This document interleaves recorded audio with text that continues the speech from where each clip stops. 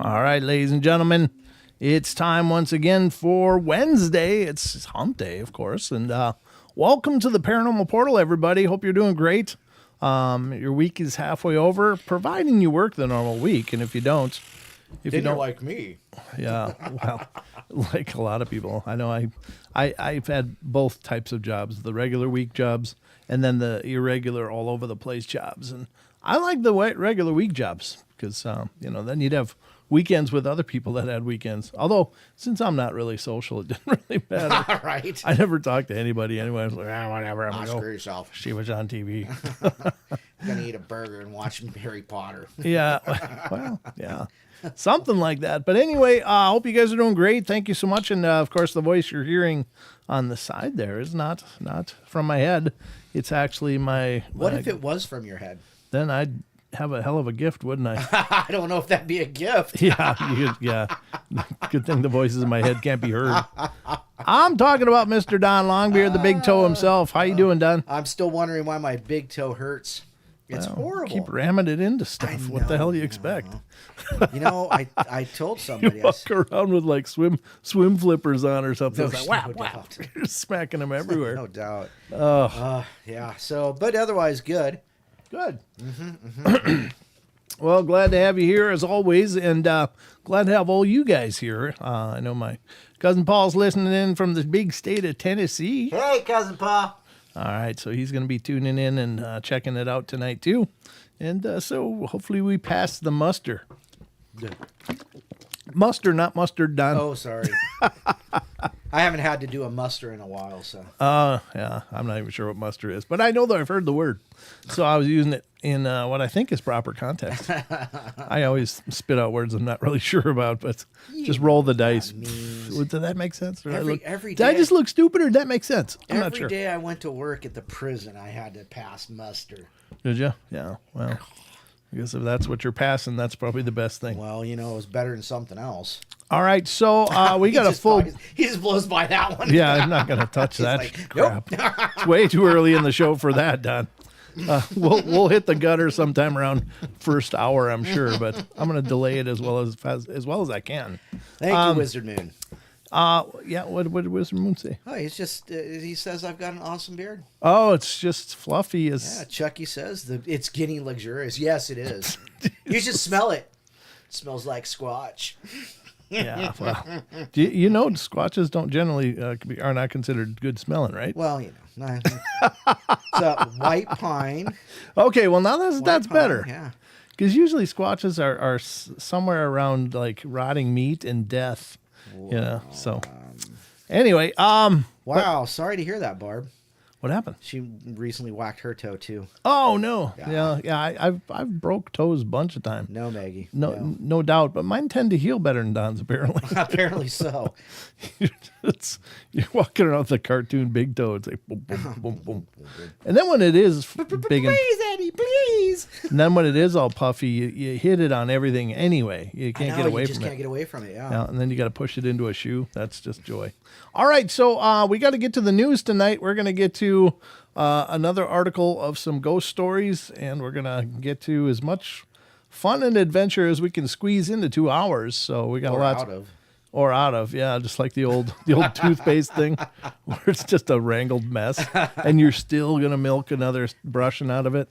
Yeah, I swear to God, there's a magic. I don't know. I'm gonna go on a tangent here, but I use the About same toothpaste. Yes, I've used the same roll of toothpaste for about 3 years, and it's all just a flattened mess, but I still managed to be able to squeeze some out. So I'm not sure if there's a dimensional anomaly in there. Dude, so I went to Costco and I bought like the 2-pack of the Costco like Aqua Bright or whatever it was, right? Okay. It lasted me like for the 5 years. Yeah. I was like, I looked at it, I was like, is this expired yet?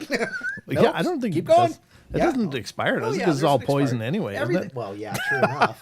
Yeah, true enough. Nothing lives in toothpaste because it kills everything. What is Brent talking about? I'm talking about a toothpaste roll, Maggie. You know, you squeeze them out and you can still somehow manage to farm out a whole nother brush full, even when it's a flattened mess. I don't know what it is.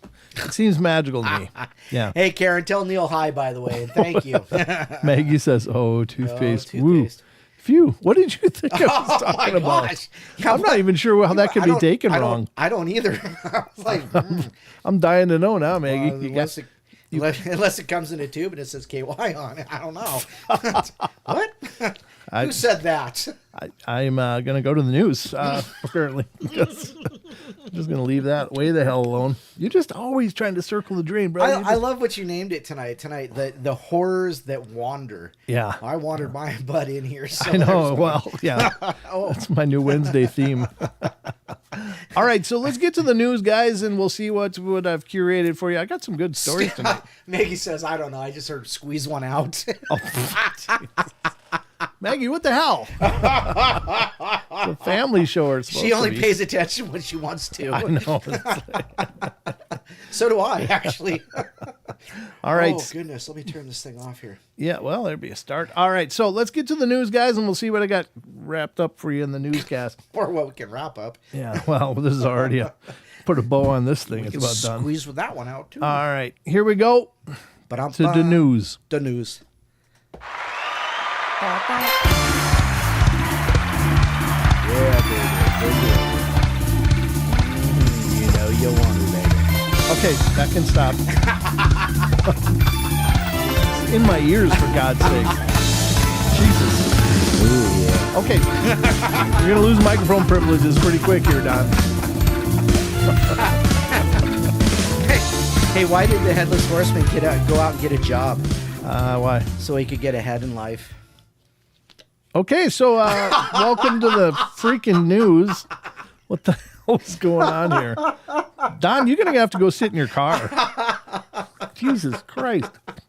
All right, so anyway, before we get demonetized here, let's welcome you to the Paranormal Portal news desk, and we'll see what we can get into here. I've got some articles pulled up for your viewing and listening pleasure, so... Okay, it's over now, Don. No, it's not.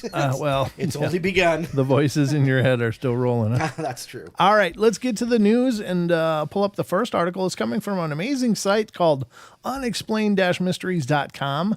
And I love this site. It's a fantastic site, and it's been serving us pretty amazingly for quite a while. And I hope that you'll go over and support what they're doing. Again, it's unexplained-mysteries.com.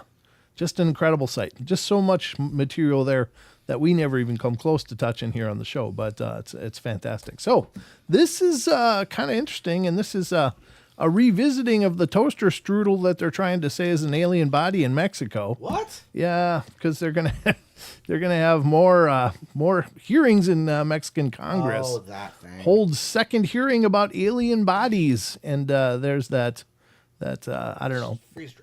Yeah, that's what came to mind is a toaster strudel. You know, those little toaster things you squeeze the frosting on and you call it a day. Well, there you go. Things. The breakfast ones are good too. Yeah, I'm sure they are. But this is not. I don't think this is an alien. I don't think they can. This is like somebody's pinch pot from kindergarten or something. Exactly. Yeah. I don't know how That's they're good. playing this as like an alien. But anyway, let's read the article and see. I hope it's not too long. No, it's good. The ghost radar is on. It's just not on the screen yet. Oh, it's not? No, apparently not. Oh, well, it's not. Actually, it's not on. No, it is. No, it's not on. Yeah. What is the date today? Today is the 7th. November 7, 11/7. 2023. Now it's on. All right. Thank you for that. I guess I did forget something. Experts insisted that the mummies were the real deal, but stopped short of claiming that they were extraterrestrial. Look at the head on that. They're the real deal, but stop short of saying it's extraterrestrial. Yeah. What? Where the hell is real it deal. from then? What the hell is it? Yeah, the real deal of what? I wonder if it's just a skeleton with some paper mache smashed on top of it. Yeah. I don't know. Anyway, it says back in September, controversial UFO researcher Jaime Mausen Yeah, Jaime. presented what he claimed to be in 1,000-year-old remains of two non-human entities at a congressional hearing entitled Public Assembly of the Regulation of Unidentified Anomalous Aerial Phenomena. Oh, gosh. That was a lot of words. Mausan went on to claim that 30% of the DNA of these entities, which had been found buried between the Peruvian cities of Palpa and Nazca in 2017, was unknown, and that implants containing extremely rare metals had been removed from their bodies. Yeah. What? Okay. I didn't hear about any of this. That's first. His claims were met with almost universal criticism, with many researchers arguing that the aliens were in fact human mummies that had been removed from an archaeological site. And this was, again, the official story during this week's second hearing on the topic, with a number of doctors and scientists insisting that the mummies were genuine, but making no mention of Mason's extraterrestrial interpretation. Masson himself was at the hearing, but this time he seemed to be focusing his efforts mainly on disproving accusations that the bodies were fake. None of the scientists say that the study results prove that they are extraterrestrials, but I go further, he said, referencing his own personal views that the mummies were non-human. Okay, but he's asserting his own opinion. Yeah. That's not very scientific of him, is it? No. Anthropologist Roger Zuniga of San Luis Gonzaga National University remained adamant that the bodies were genuine human remains that had not been modified. There is absolutely no human intervention in the physical and biological formation of these beings, he said. Well, there you go. I don't know. I mean, it just doesn't look like a body. I mean, right? What the hell's this ridge on the chest? Oh, that's the middle tarsal. No, metatarsals are in your feet or hands or in your feet. It's metatarsals. The brow ridge. It's just a little low. It's like the clavicle, you think, like in the clavicle runs across your back, doesn't it? No, across your chest. That's your collarbone, clavicle. Oh yeah. So I don't know. I don't know I don't know what I'm looking at. It could very well be human bones, but it's in something. And how does any human have a head like this? Yeah. This is E.T. I mean, it's E.T.'s head. Yeah, definitely. Oh boy. Yeah, I mean, it looks like E.T. So I don't know. You be the judge, folks. I don't know if it's real or not, but it just doesn't look. I don't know. No. What do I have for a point of reference? Nothing. Nothing, but my expectations are way higher than SoCal this. Squatcher says it's pure frosting. It's pure. Yeah, you see somebody made a cake that looks identical No to this, doubt. That'd be and they fun. were slicing the head and stuff. It's really, It's like, it's really disturbing. spirit eating, But- spirit food. Yeah, exactly. But very unusual. I don't know. You be the judge. Again, it's We only present it. yeah. I can only put it out there and say, hey, I don't think that looks. I mean, it's very angular. It's very blocky, whatever the hell that is. But anyway, here is one from Australia for Maggie and our other Australian listeners. And this is from unexplained-mysteries.com. And it's talking about a Yowie encounter down there, or possibly. An owie encounter? Yowie. Yowie researcher believes wild boar was torn in half by Bigfoot-like cryptid. Wow. I was wondering if this was one of Dean's, but I didn't know. Yeah, Dean Harrison. Oh, Yep. there you go. Yeah. Evidence of a large creature in remote part of Queensland, Australia, sparked some heated debate online. According to researcher Dean Harrison, who spent 25 years investigating the Yowie, Australia's answer to Bigfoot, a recently emerged video clip that shows giant footprints in a boar torn in half is evidence that this enigmatic creature really is roaming the wilds of Queensland. The footage was filmed by a group of workers who were stunned to discover a wild boar had been literally torn in two halves, seemingly by some sort of large, powerful creature. I've seen this video. Everybody wants bacon. Yeah, well, bacon, come on. Drag marks and a set of enormous footprints leading the way to the scene also added to the mystery. Harrison's research into the clip led him to discover that it had been filmed by a crew who had been working on the Adani Rail project in central Queensland near Claremont and Glendon. The men had also experienced strange noises and a feeling of being watched at their camp. Well, it was nice of the Yowie to bring lunch. Yeah. It's just dropping off. Hey, here's some pork chops. Hey, you guys are working too hard, eh? Got you some ribs, man. Don't forget to feed yourselves. The narrative seems very genuine, he said. In my opinion, everything looks right. I also receive reports of animals ripped in half all the time. Oh, I didn't know that. Jeez, we got to talk to Dean again. Well, we got to get him on to talk about Lloyd Pye. Well, that's true as well. Yeah. Ultimately, though, it's difficult to conclude that the boar was definitely killed by a large undiscovered species of bipedal ape beast, especially when nobody actually caught the creature in the act. Yeah, but we can safely say, I think, that boars don't just spontaneously rip themselves in half. Yeah, that's not pretty much a common way that that they commit Harry Carey or whatever. Yeah, I'm sick of this. I mean, this boar was ripped in half. It wasn't a huge boar, but it was about the size of I don't know, a medium-sized dog, maybe bigger. So it couldn't have been easy. Exactly what else could have done such damage to the animal, however, remains unclear. The footage can be viewed here. I think this was actually Gary's cousin. That was one of the crew. Oh, really? I think so. One of Gary's, huh? I think so. Yeah. Rachel says, "What a way to get short ribs." Yeah, you could get. They're all short when they're ripped in half. Yeah. I don't know, where's the footage. Let's see. Here's the actual boar. This is, and sorry if you're squeamish. I'm kind of putting it up on the screen without warning here. Why did the boar cross the road? Why did the little piggy cross the road? I don't know. So it could go wee wee wee all the way home. Oh, that'll do it. Yep. This one didn't make it home. Yeah. Just went wee wee wee. Ah. Ah. Yeah. So there's the two halves of the boar. Obviously, that's disturbing. It might have been a very, very young one at that, actually, but still, they can't be easy to rip in half. No.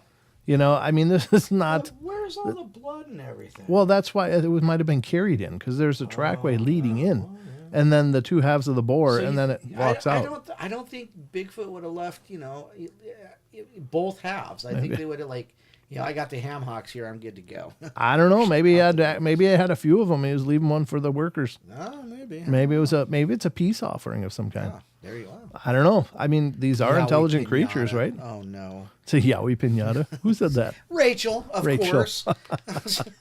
Rachel, there's something wrong with you. Just want to say it. I'm just going to go on the record and say there's something wrong with you, Rachel. But the footprint is pretty huge, and it would be a print that would be consistent with the mid-tarsal hinge, the way that push-up in the middle is. Yeah. That's pretty convincing. Well, that's something I haven't had in a while. Ribs? Are we talking ribs? No, push-ups, but yeah, ribs too. Push-ups. I haven't had a push-up. There's some more of the prints right there. Yeah, And those are pretty good prints. I mean, There's an old picture of Dean. Yeah, an old picture of Dean. Well, it is. That's pretty much the same one I used on the promo from when he was on our show. Yeah. He's back. Got to get that man to show up again. I don't know what he's been. I know he's been hanging out with Cade. Mr. Cade Moya. Yeah, no, Cade's awesome. They've been doing some good things together, Dean and Cade. Yeah. They did a Dogman episode recently. Really? Yeah, I haven't watched it, but I was surprised. I mean, because I didn't expect that that would be a topic for them. Right? Yeah, it wasn't. It really took me by surprise. But anyway, there you go, folks. I'm going to put both these links in the chat if you want to check this out. I think it's worth watching the video if you can. Where the hell is it? Where's my chat? There it is. Because this is pretty fascinating stuff, and it's a great capture. And remember, Dean and his team, and Gary in particular, God, that's a huge URL. It's almost a full 200 characters. There's the picture to the article from news.com.au, and that'll be a more robust version than the unexplained-mysteries.com. Sorry. I'm just trying to think of too many words at once.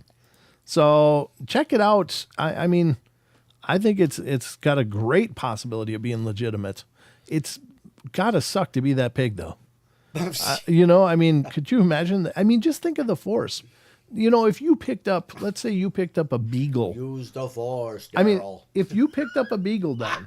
Right? You tried to rip it in half, yeah. I mean, you couldn't do it. Yeah, no. Not that there's anything wrong with beagles. That's not what I'm saying. There's a lot of things wrong with beagles. Well, anyway, you wouldn't be ripping one in half.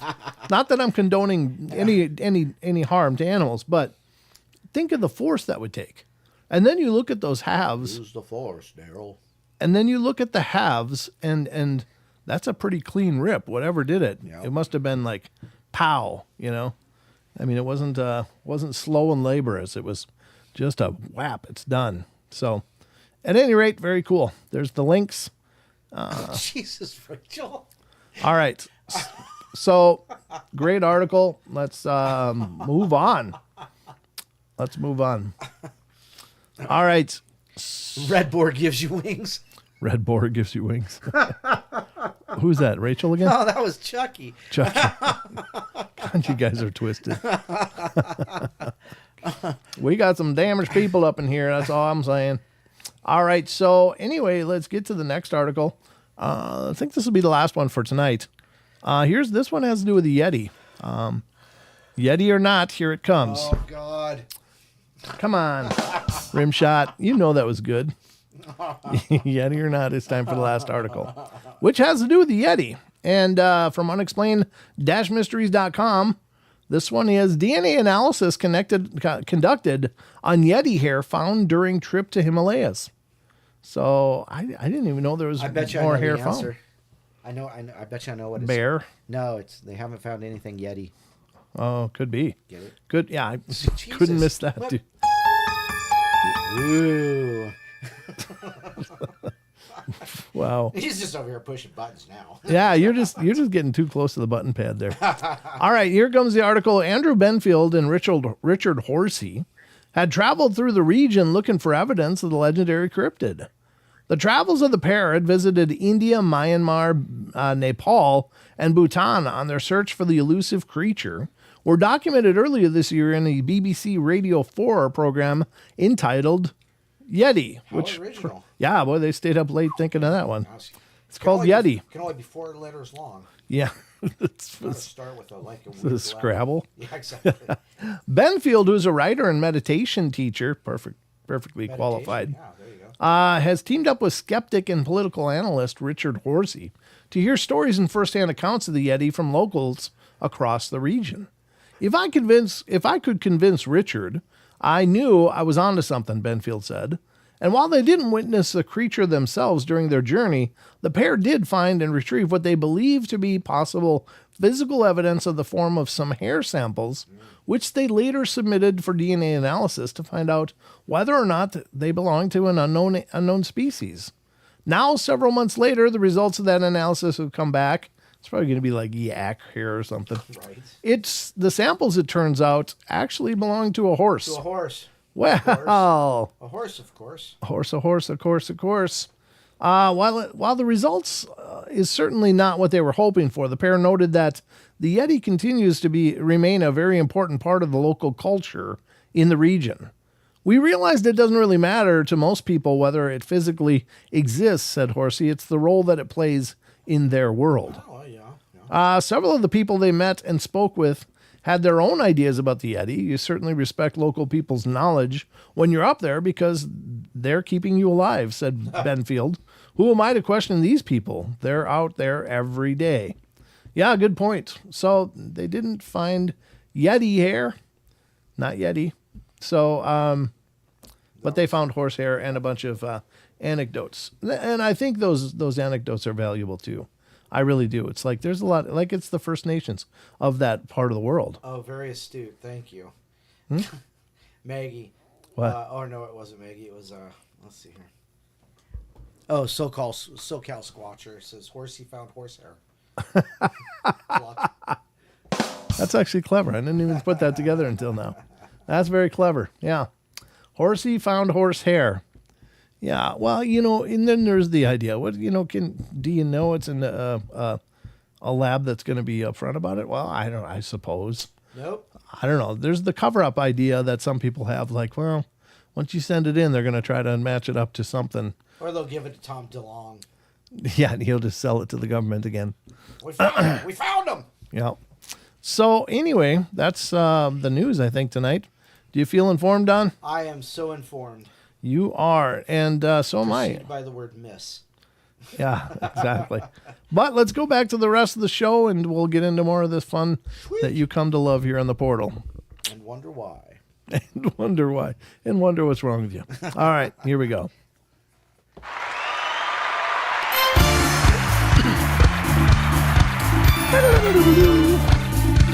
All right.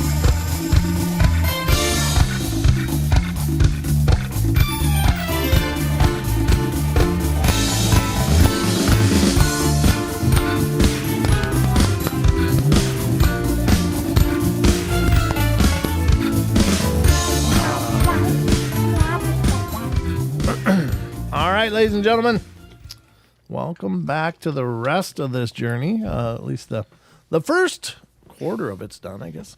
Is it about 7:30? It's about 7:30. Yeah. About on the nose. How perfect is that? Wow. Man. When do we get anything on the nose except, in trouble? Yeah, Well, I guess exactly. that's right. Exactly. All right. What the hell? That's my... I'm playing the water bottle flute. The reason I do that is because I got a snarky comment once on YouTube about, oh, can't you put your drink in something else? That plastic snapping sounds like hell. So now I drink really loudly. Welcome to the cheap seats. That's right. That's where it was. Comment to the cheap seats, I think. Maybe I never did make one out of that. Oh, well. But I shoulda. I shoulda. Shoulda, woulda, coulda, still didn't do it. No, still didn't do it. Okay, so welcome back, ladies and gentlemen. We've got a lot more show to go through. What we're going to do here now is we're going to go through an article from Ranker.com. Ranker. I like Ranker.com a lot because, I mean, no matter what you're interested in, you can find lists that people have compiled, whatever topic. I found a whole truckload of horror movie articles that was pretty... I mean, if you're a horror movie aficionado, that would have been amazing. I finally sat down and watched VHS last night or the night before. Was it the night before? I think it was the night before. Is that kind of like The Ring kind of thing or what? Yeah, it's like supposed found footage kind of stuff, but there's like 5 of them, so they can't be the same. So anyhow. Oh my God, Hollywood can milk an idea to death. Yes, they can. And then they reboot everything. It's like, hey, it's been 5 years since we made that. Let's make it again. Yeah. I don't know how they do it, but I heard they were doing a new rendition of Kick-Ass. Oh, is that right? Yeah, that's gonna be bad. Yeah, I mean, yeah, that would be. It'd be hard to top that, I think. I thought that movie was pretty well done. I thought so too. Yeah, I mean, all things considered, obviously. I liked it. Yeah, it was. Another classic movie is Scott Pilgrim Takes On Yes, the World. Scott Pilgrim versus the World or Against the World was awesome. You must defeat the 7 X's. Yeah. Yeah. I like that movie a lot. That one blew me away because it was just such a an interesting take on, the whole video game culture. All right, and Canadian life is what I figured it must be. Canadian life, So to all our Canadian listeners that are out here, like Rachel, and so, is it like Scott Pilgrim Against the World up there? Is that what life's like? I think it's more like, what's his name? Duggan. Oh, yeah. Hey, you hose head. Take off, you hoser. Yep, absolutely. Sorry. Yeah, I can't remember what was their last names, but yeah. The McKenzie brothers, yeah. All right, so we're going to get to this article from Ranker, and this is 17 people share their creepiest encounters. Ooh, Sucker Punch was a good movie. Humanoid beings.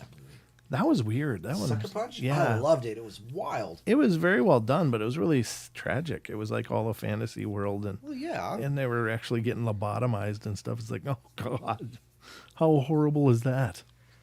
Anyway, all right, 17 people share their creepiest encounters with humanoid beings, and this is an article by Amanda Sedlak-Heavener. This was updated September 2nd of 2020 last. So we're going to visit this article and see just what these 17 people had experienced. And again, my apologies if any of these are repeats from other lists that we've read. There's only a finite pool of this stuff. So, right. All right, let's go to the first one. And this is abducted while camping. Oh, this is from Will123423. Okay. And it says, 3 months ago, I was camping with a friend in a very remote part of Northern California.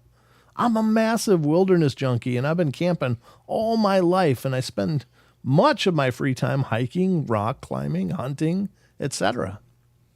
A buddy of mine also enjoys the outdoors and wanted to head up to the Sierras for a weekend and asked me to go with him. Of course, the Sierras, this is where the Sierra sounds come from, Don. Mm-hmm. Ron Moorhead stuff. Yep. It was our second night, and we were sitting by the fire.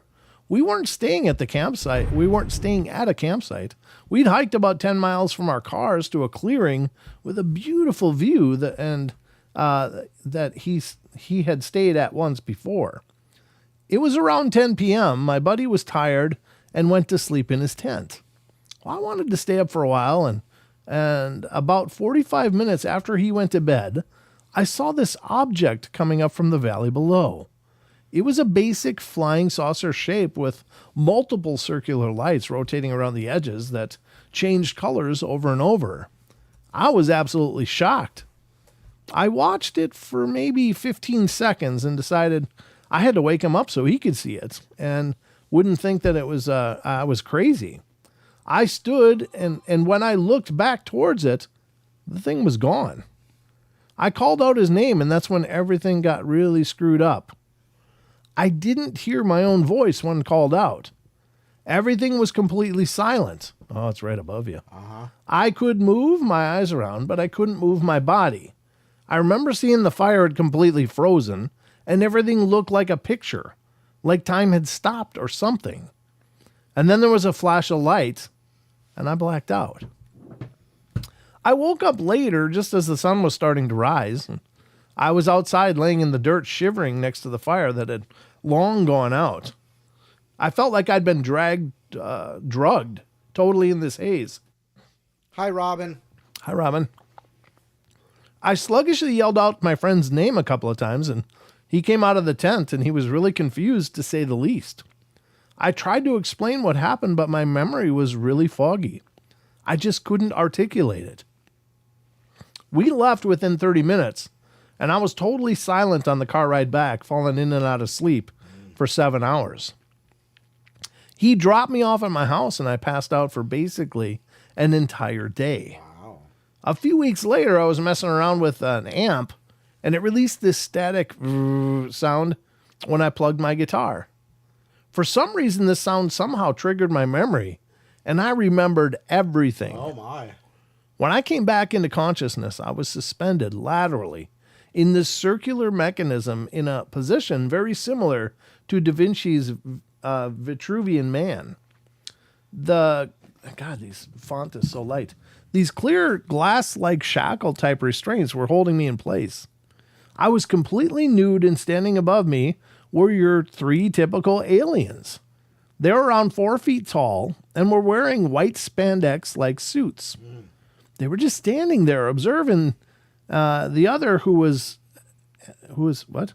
The other who was extracting blood from a vein under my armpit with this weird-looking syringe. Although they didn't show any real reaction, I could still tell that they were surprised that I was awake. So obviously someone is pretty used to dealing with chemicals. All right. I couldn't move except for my eyes and lips. I was absolutely terrified, in a sort of fight or flight mode. My heart pounding from an influx of adrenaline. Yeah. I can't even begin to tell you how scared I was, but I also felt total rage. I wanted to kill them, wanted to rip out this device and completely destroy them. My brain went totally primal, just animal instinct, and I could just tell that they could sense my anger because they all stepped back simultaneously.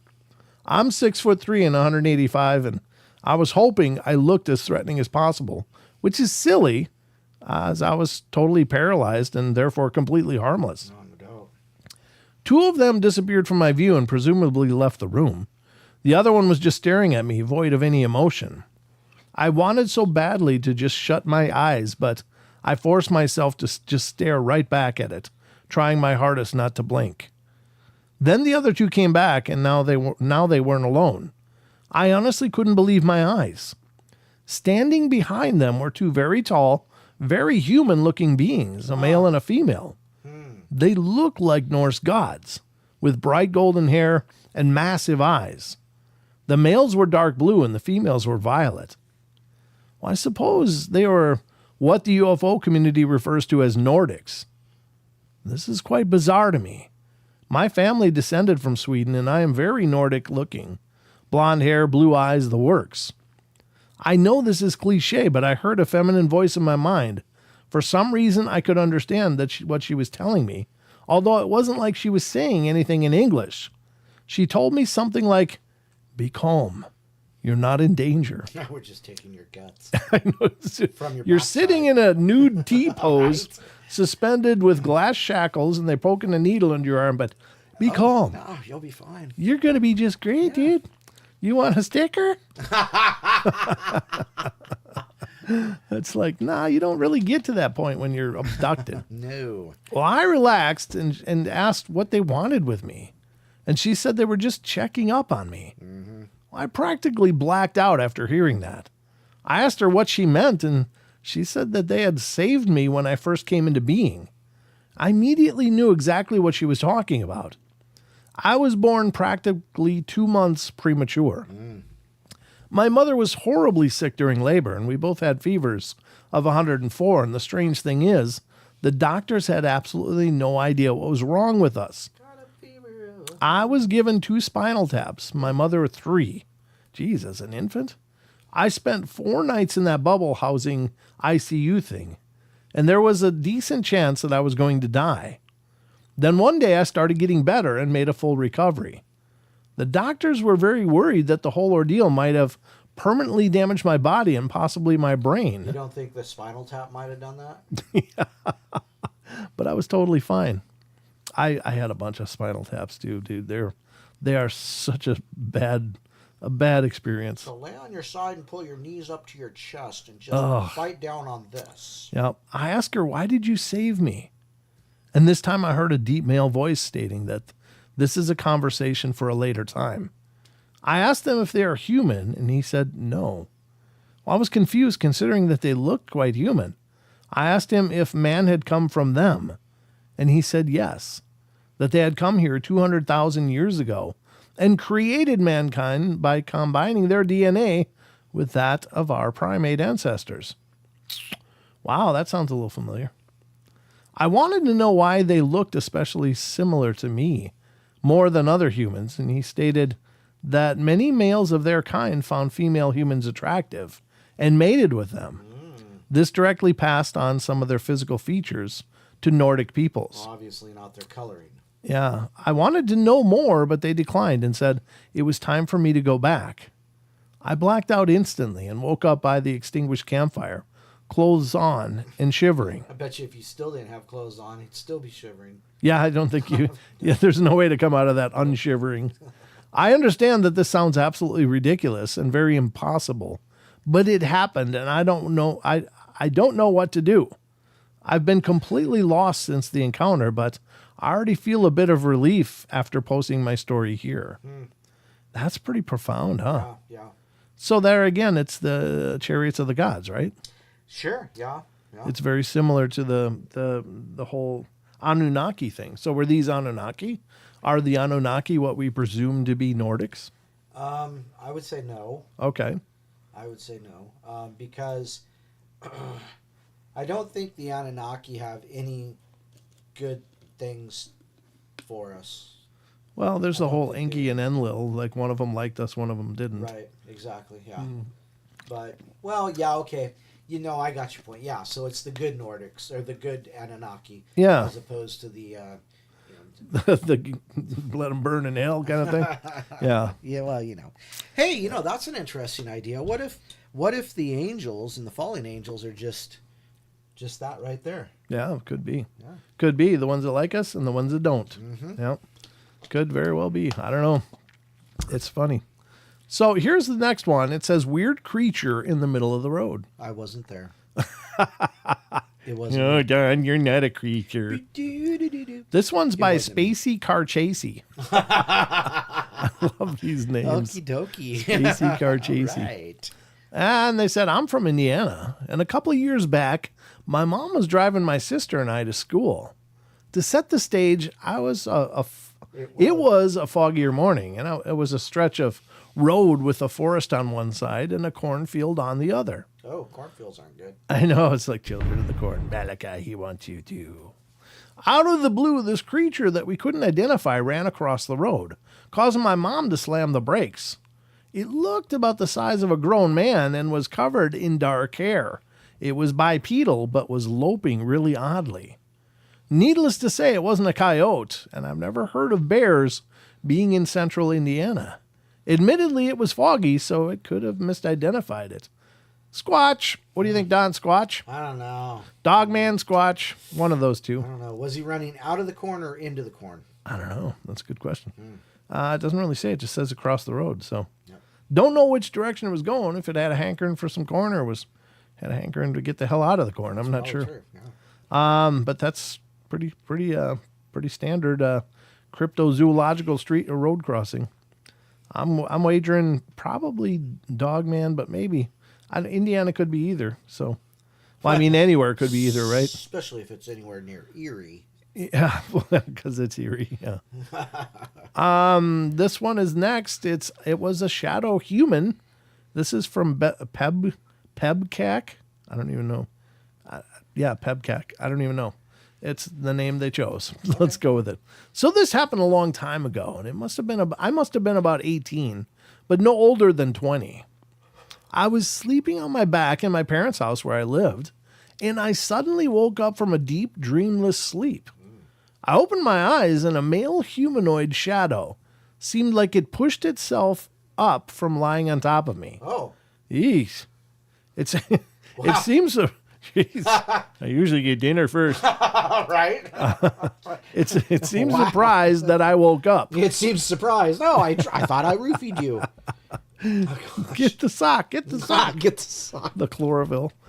Interrupting whatever it was doing. What was it doing exactly? Did you notice any soreness after? Oh, God. It wasn't anything sexual. Oh, okay. If anything, it was, not sure how to describe it, feeding or scanning me. Makes the most sense, though. I know both of those are sort of at odds with each other. It swooped back up at me in a rush, and I fell asleep instantly. Oh, that's creepy. I woke up about 2 hours later than my normal wake-up time, and I felt okay, just a little sluggish. I never saw it again. I'm going to go with feeding on you. Yeah, definitely that. Because wow. It was not a maternal kind of thing. It doesn't look like. Robin.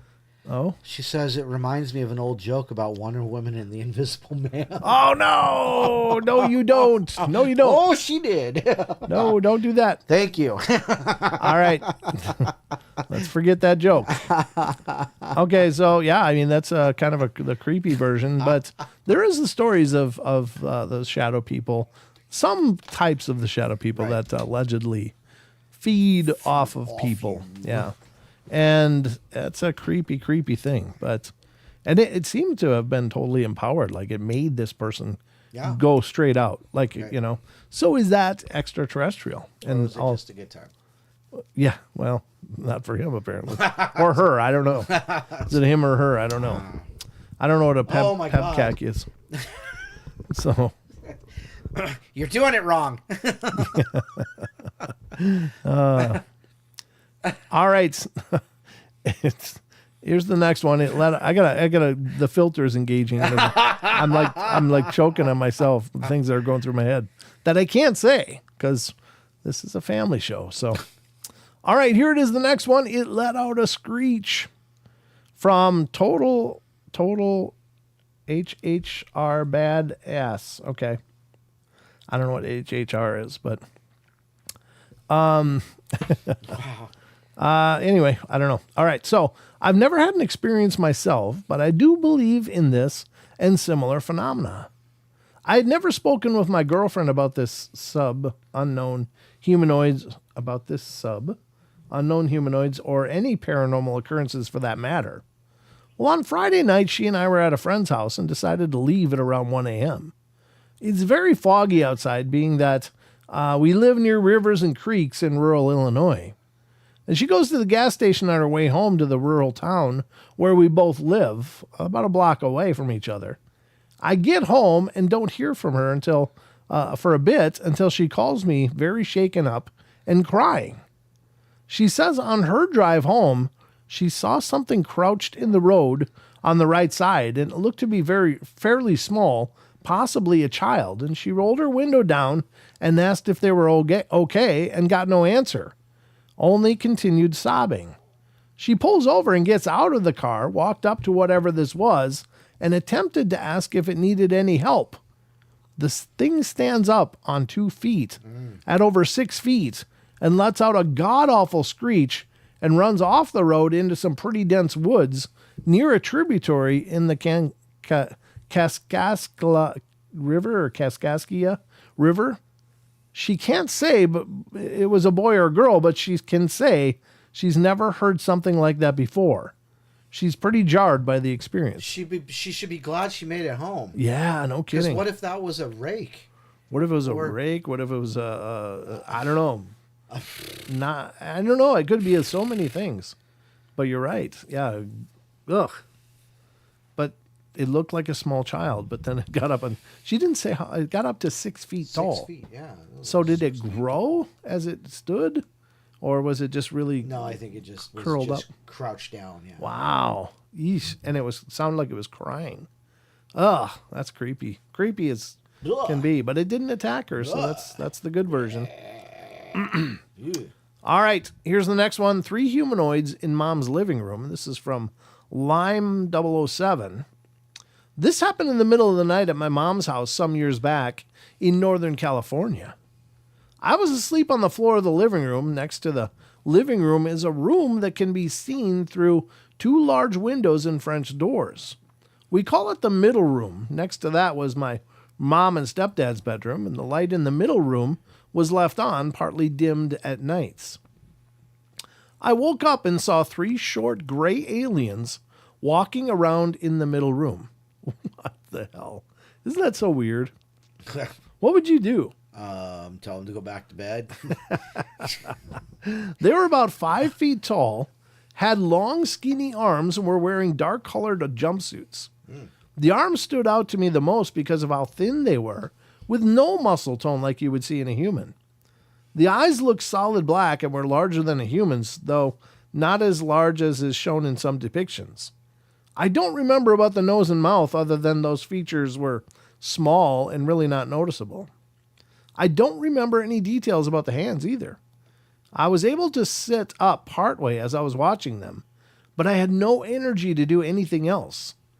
They didn't seem to notice that I was watching them. Within a couple of minutes, I fell back to sleep. I'm guessing that they transmit something to keep everyone passed out, but sometimes it doesn't always work 100%. Here's the kicker. In the morning, my mom walked in and said the aliens were there and the night before. I then told her that I saw them too, and I asked her how many there were and what they looked like, and her description matched what I had seen. She's had other alien encounters, but this was the only time there was a witness. Wow. Me.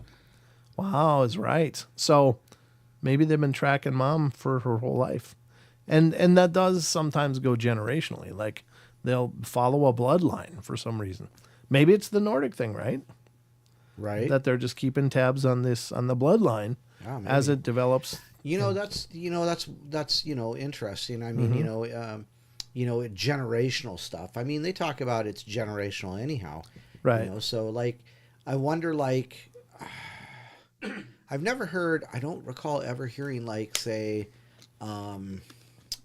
Travis Walton saying anything about kids and having, them having experiences and things like that. And, right. We've never heard anything from Betty and Barney Hill's kids about something like that. So I wonder if, once they kind of dial that in, is it perfected? Sure. Through the bloodline.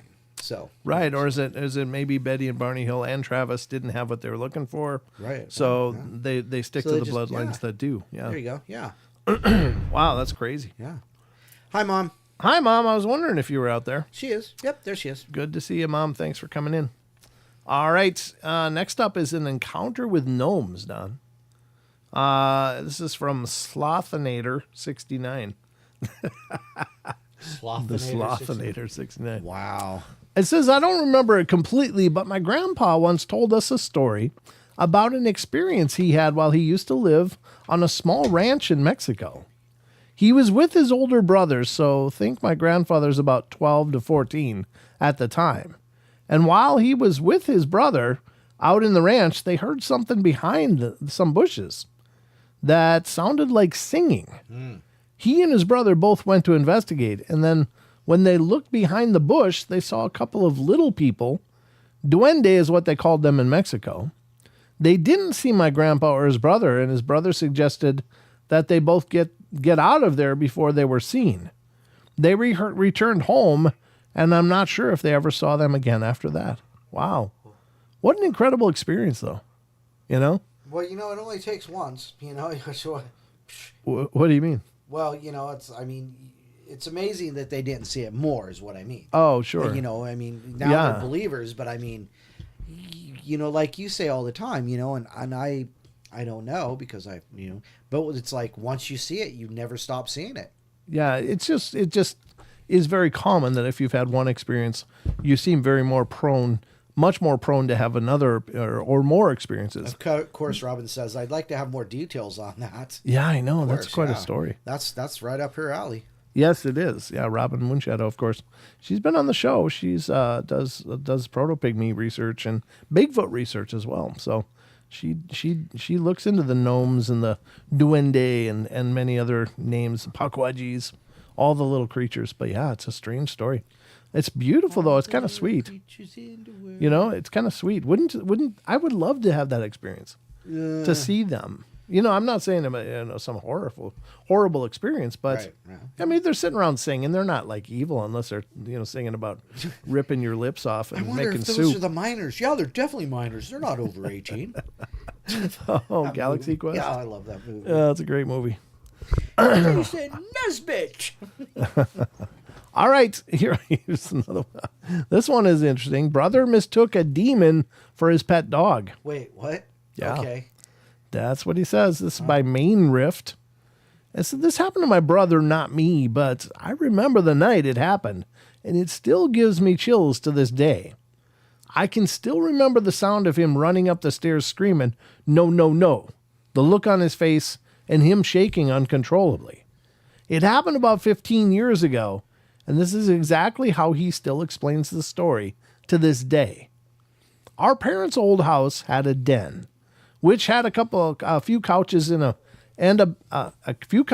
bathroom, a TV, and a laundry room. My brother and I had all our video game stuff down there in the den, our computers, etc., and it was basically a room that only we used. Well, one night after a late night of video games, we both took a couch and watched a little TV before calling it a night. Well, I fell asleep and woke up later and went up to my room, leaving my bro still sleeping on the other couch. Uh-oh. The couch he was lying on was against the wall.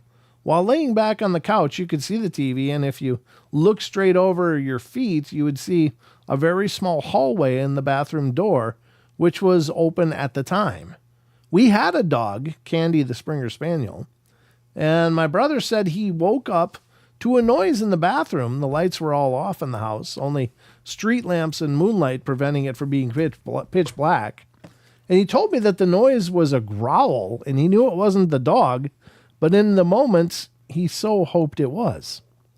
So he said he quickly shot up from the laying down position, could clearly see a small black shadow running in circles on the bathroom floor.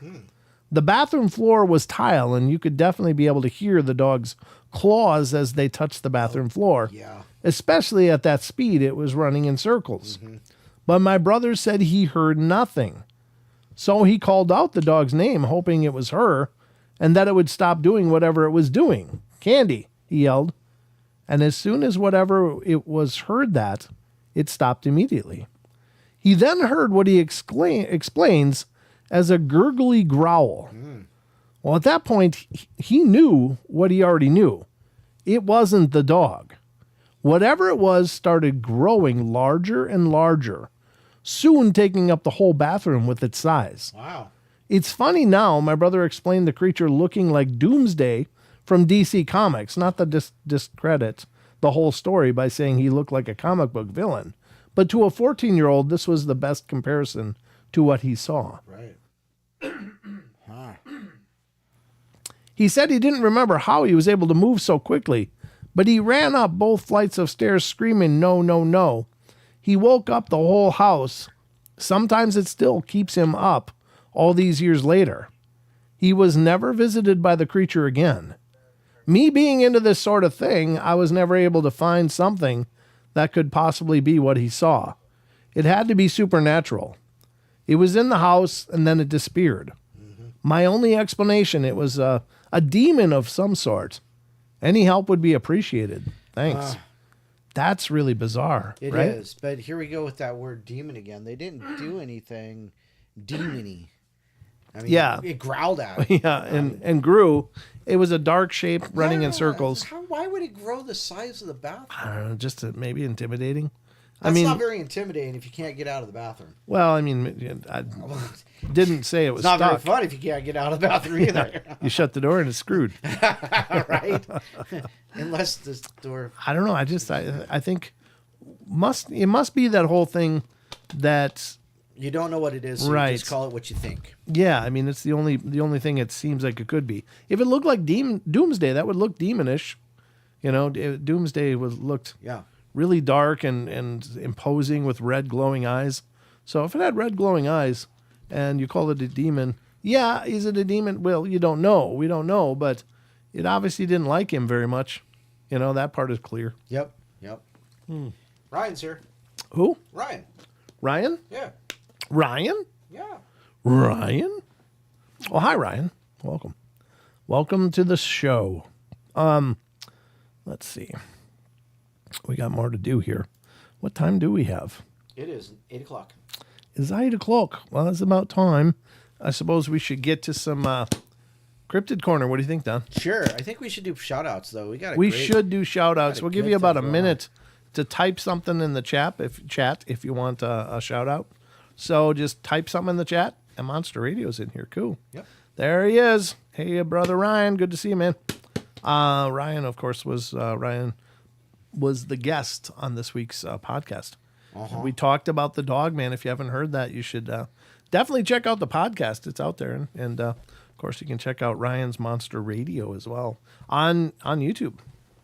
It's a lovely channel. Lovely. Lovely. So, yeah, we're going to do the shout-outs now. So Now take it away, Don. we're going to start with Audio. Audio's in the house. Audio says that he starts his trip tomorrow, by the way. Oh, geez. So, yeah. Be careful, man.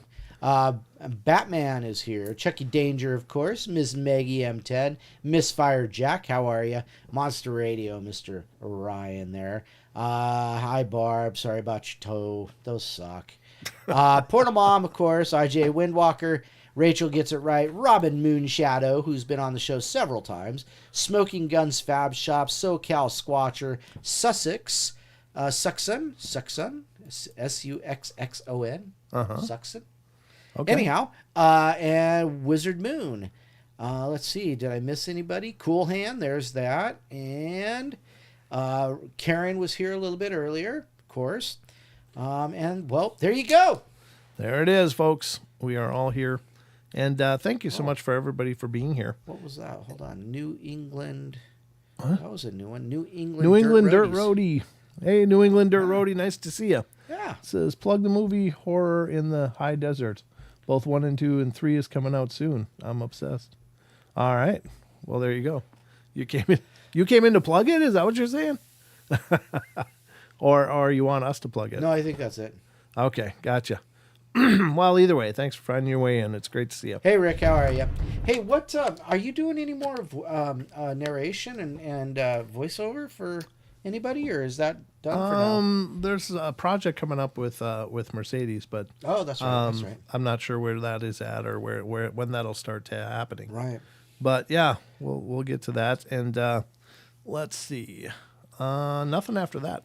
No. Nothing after that. I haven't heard of anything more going on with the Irish Bigfoot radio. So Right. or Bigfoot research rather. So The yeah. eyebrows. The eyebrows. Yep. Oh, we got a call. Here we go. Oh, hold on. I'm froggy. All right, here's the call. Area code 309. You're on the air. Who are we talking to? That's right. Oh, That's hey, this is Joey. This is audio. Yep. Audio. Hey, you're heading out tomorrow, huh?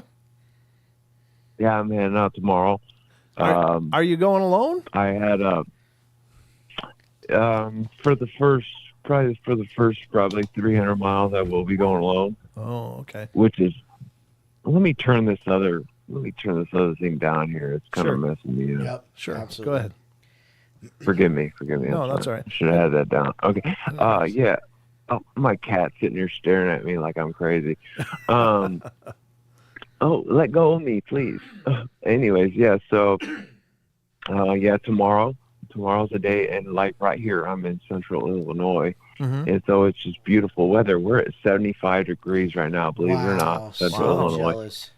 Wow, you're definitely and got good weather for it. yeah, we're doing good. Yeah. Listen to this, it's crazy too, because like we raked all the leaves, and somehow this tree ended up dumping another Oh, wow. amount of leaves. It just looks like we didn't even do anything. Oh no. But anyways, my point is, I just wanted to call in again and say hello to you guys. I just love you guys dearly, and let you know that you are on the forefront of whatever happens.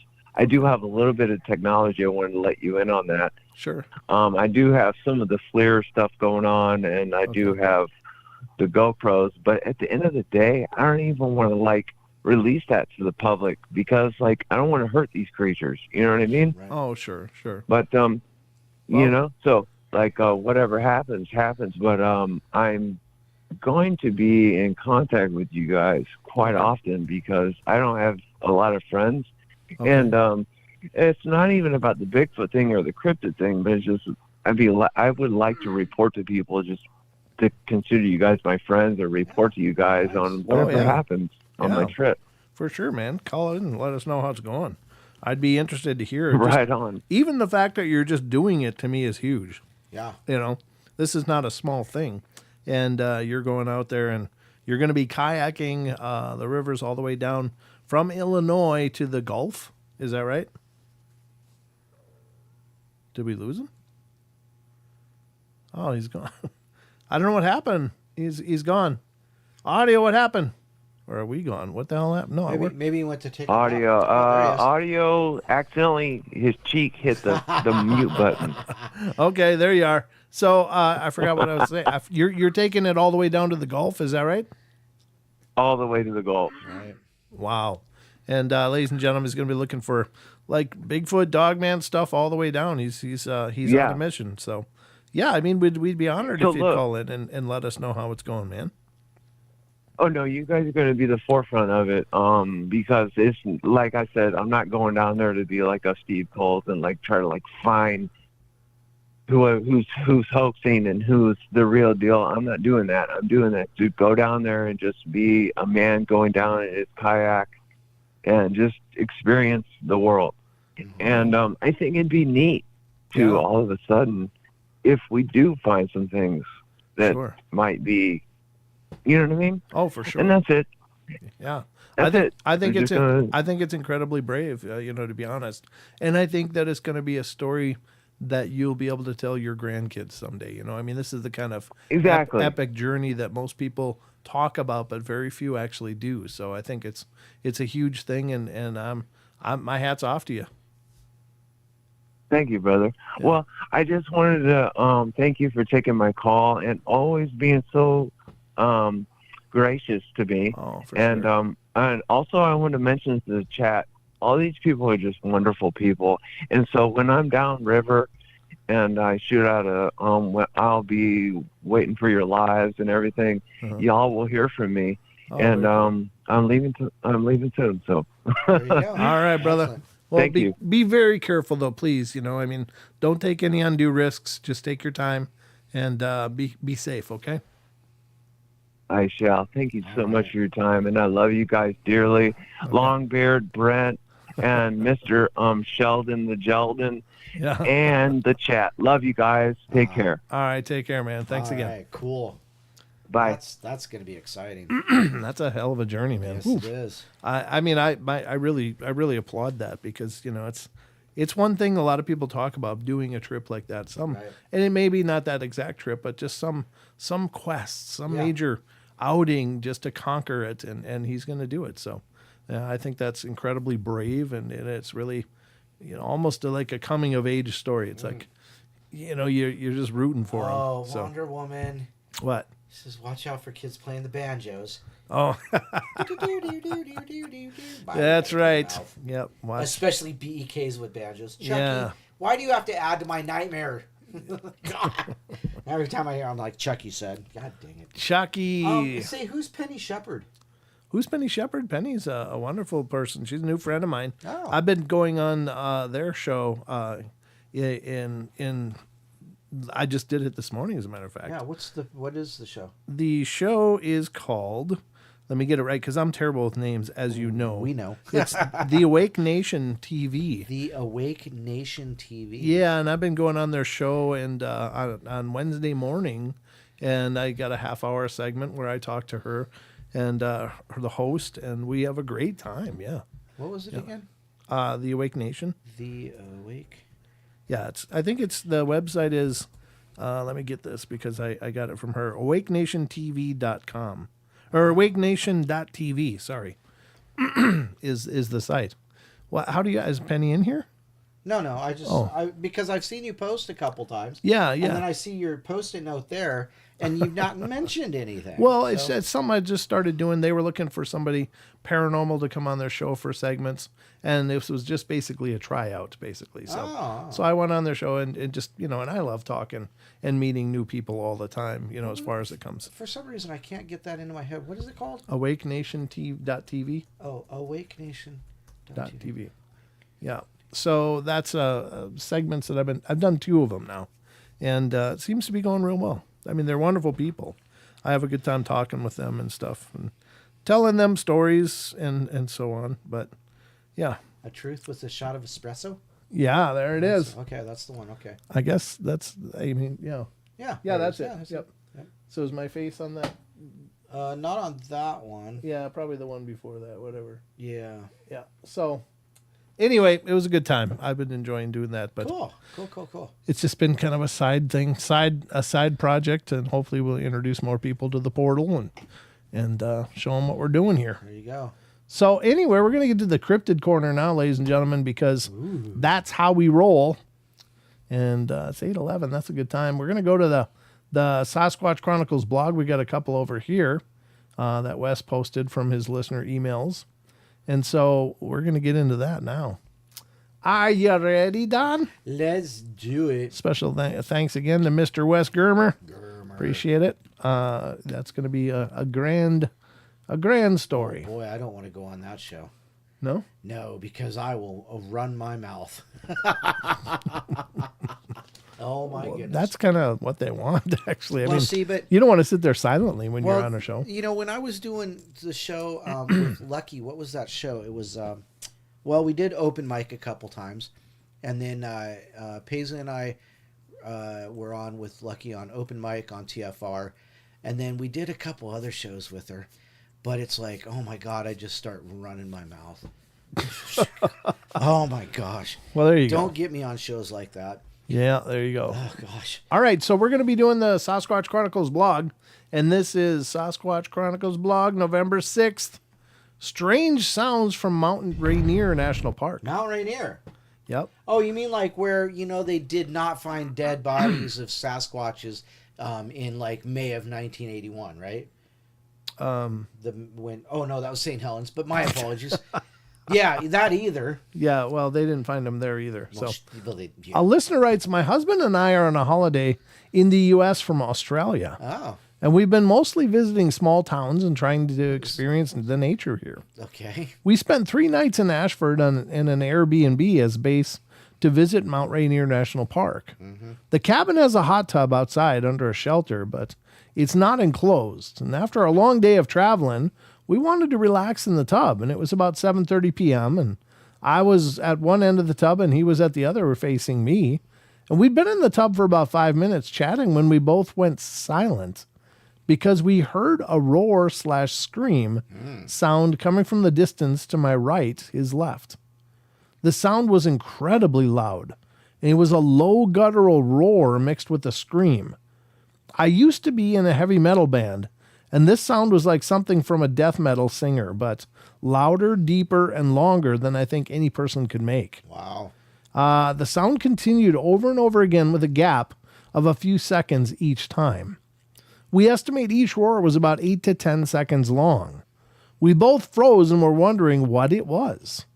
We stayed in the tub, and we were near a national park after all, and thought, it's probably normal here. The sound continued, and for me, it sounded like it moved from my right to directly behind me and got louder and closer.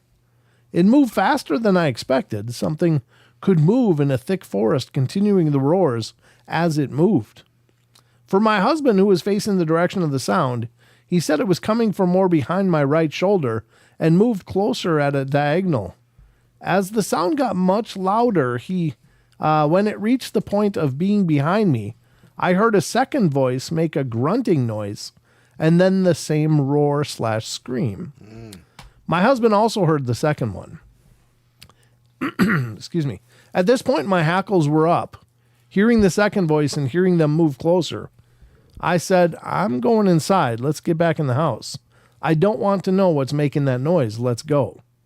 I felt very vulnerable being out there in the dark, without many clothes, in the cold. I got out of the tub fast and ran inside. My husband was still in the tub and says he heard the same long roar/screams continuing. One moved to his right and the other moved to his left. And this is when he also got out of the tub and came inside. We could not hear them from inside. These are houses. What? It's just like stew. Yeah, I know. Well, yeah, it's already, you're already simmering and, Right. and they're splitting up. It's like, well, yeah, things splitting up, making a loud noise like that is not good. That's called hunting. They're pushing something. Yeah, And it might be you. yeah. It says there are houses between where we were and the forest, and many appeared to be empty holiday homes. We've listened to many recordings of animals, and nothing is similar.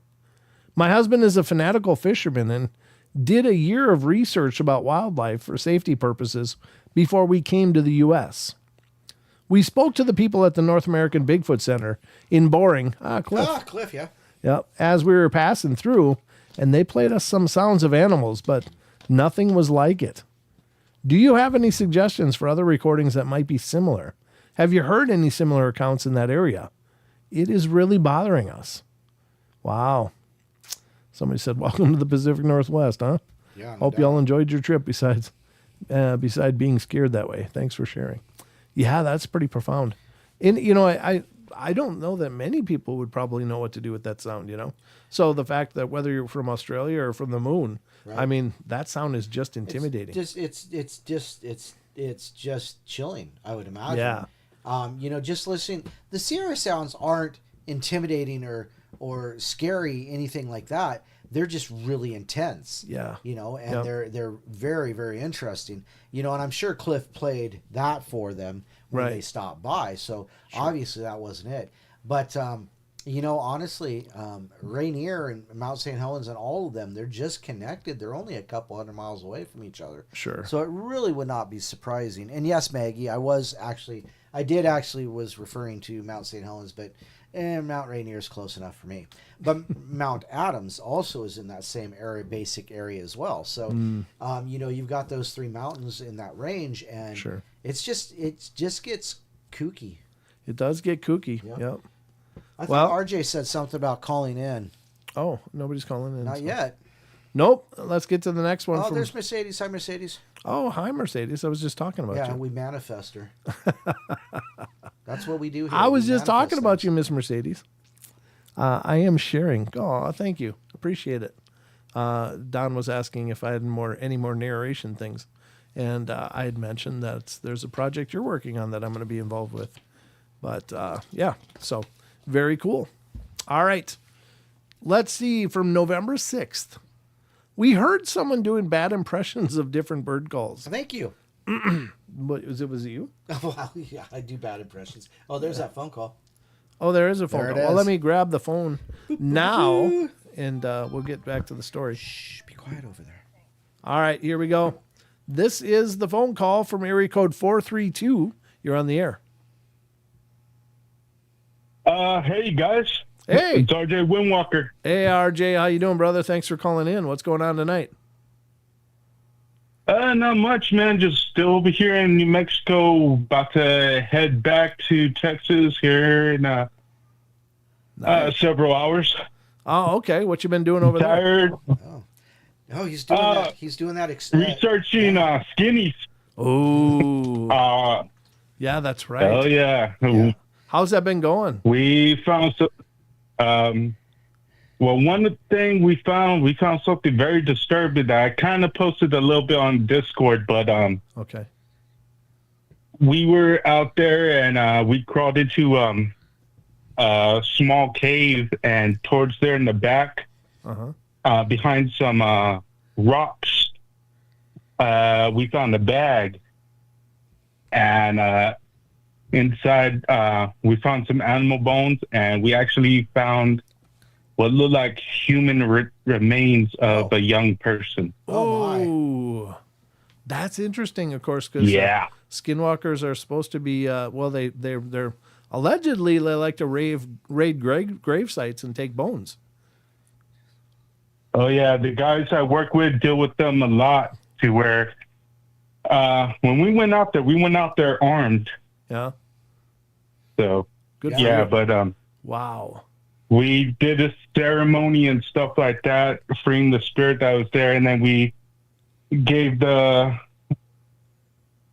remains to authorities. Mm-hmm. Hopefully, it was an old skeleton, as Yeah. far as we know. Yeah. But Wow.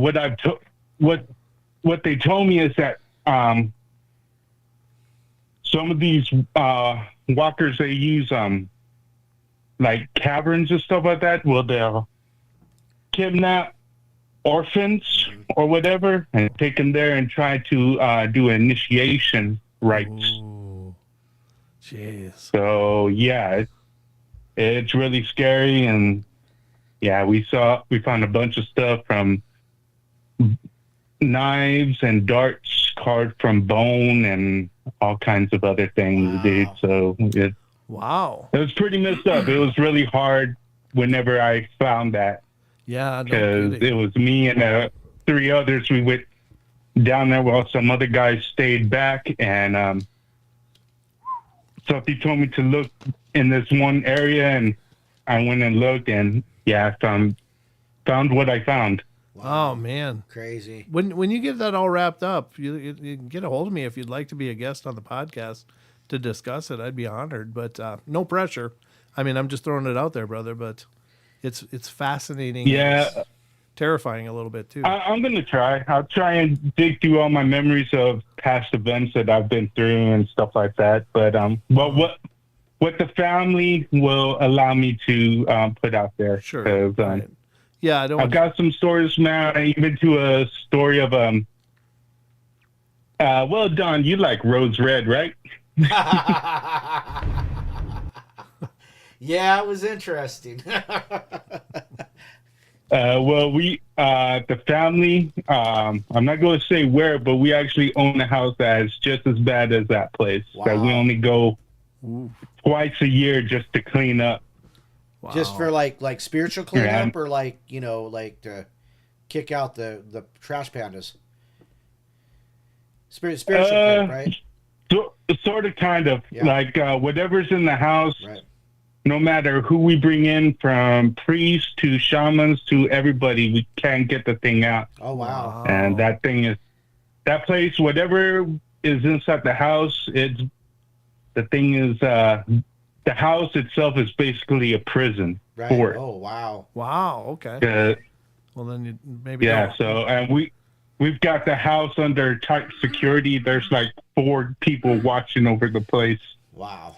That's They're amazing. there just about every day. Oof. That's crazy. But no, I've got some stories I could tell, but I'll try and figure out when I have the time yeah, between brother. work and then doing this and that. Oh Yeah. yeah. No worries. No Well, pressure. We'll see. Yeah, no pressure at all. If you find the time and you want to have that talk, man, I'd be honored. Oh yeah, we'll see what happens.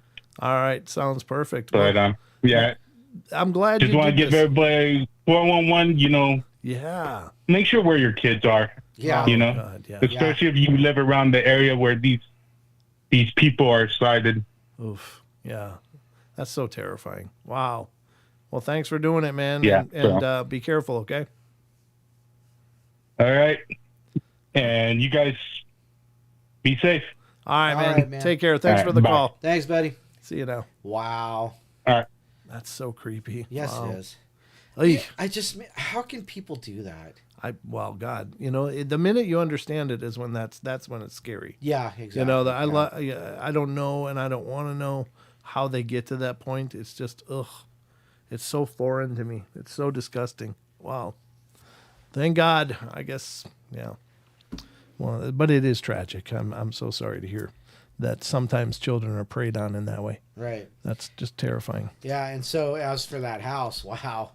Yeah, no That's like, kidding. it sounds like it's just, well, he said it was like a prison for the spirits in there. Right. So somebody locked it in there. Uh-huh. Somebody sealed it there, and that's what they wanted to. I guess if it's that terrible, it's probably a good place for it to remain. Yeah, that's not actually probably a bad Yeah, idea. just leave it where it is. Just don't even try to kick it out, because then it's going to be going somewhere else. All right, so second article from Sasquatch Chronicles. Oh, we got another call. Another call already? Wow. We got another call. Wow. I think so, unless this is the same one. This is area code 432. You're on the air. Oh wait. Hello? Oh, okay. Thanks for calling. That might have been him again. I Oh, that might be, yeah. I just didn't look, because I just look at the area code. But I was like, oh, wait, what? Wow. Or maybe you just didn't get it hung up right. Yeah, he might not have. It's like, oh, wait, gone. All right. Well, there you go. We don't have another call. That was the same call. All right, November 6th, Sasquatch Chronicles. Let's check this out. And this is, we heard someone doing bad impressions of different bird calls. Oh, yes, that's right. That's Yep, what we were. this is the one where we Yep, that's where started. we're. A listener writes, hope you're doing good today. Thanks for so much for your show. You're doing really powerful and important work. Oh, well, thank you. No, they're not. They're talking to Wes, not Why? us. Well, It's, gosh, why'd it's you- his listener, not Gosh ours. darn it.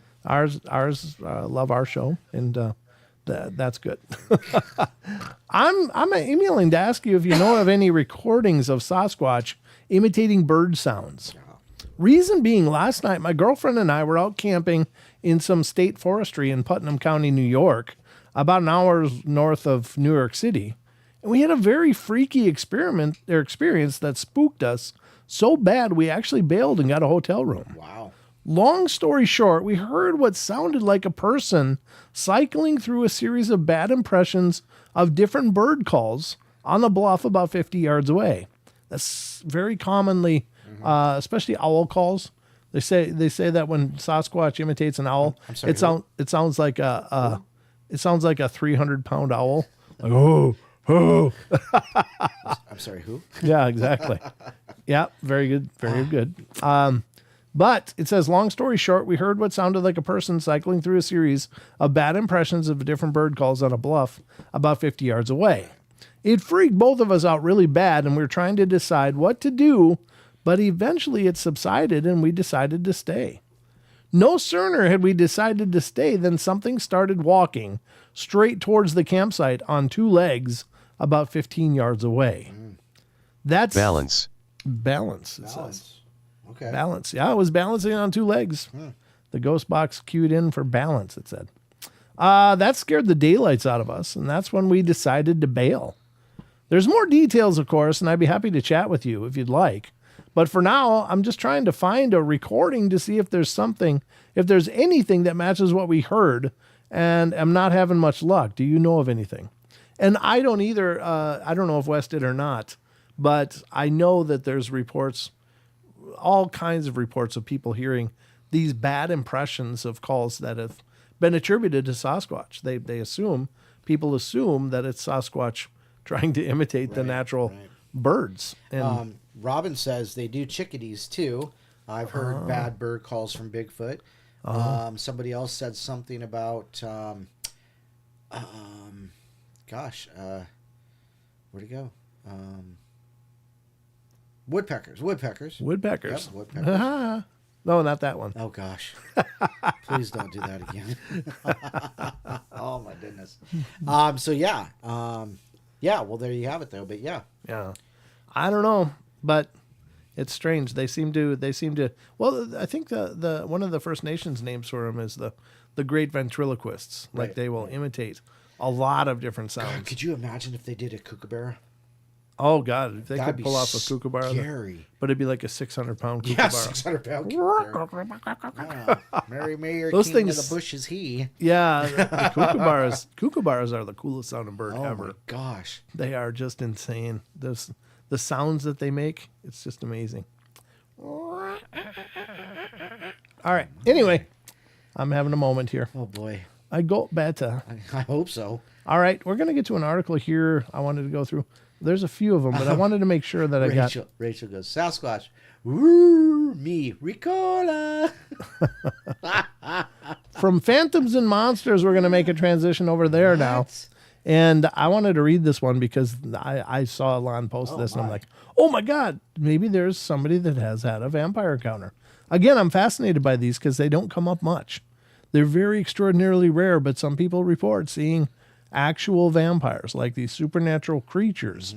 So this person says, my night with a vampire. So this is an article from phantomsandmonsters.com. Check it out. Support what Lon is doing over there because it is the site of not only all of these reports, much like the one we're going to read and a few others, but you can find Lon's published works there. You can find information about his podcast, Phantoms and Monsters Radio, and his YouTube page, which is the same name, Phantoms and Monsters Radio. So check it out. Support phantomsandmonsters.com.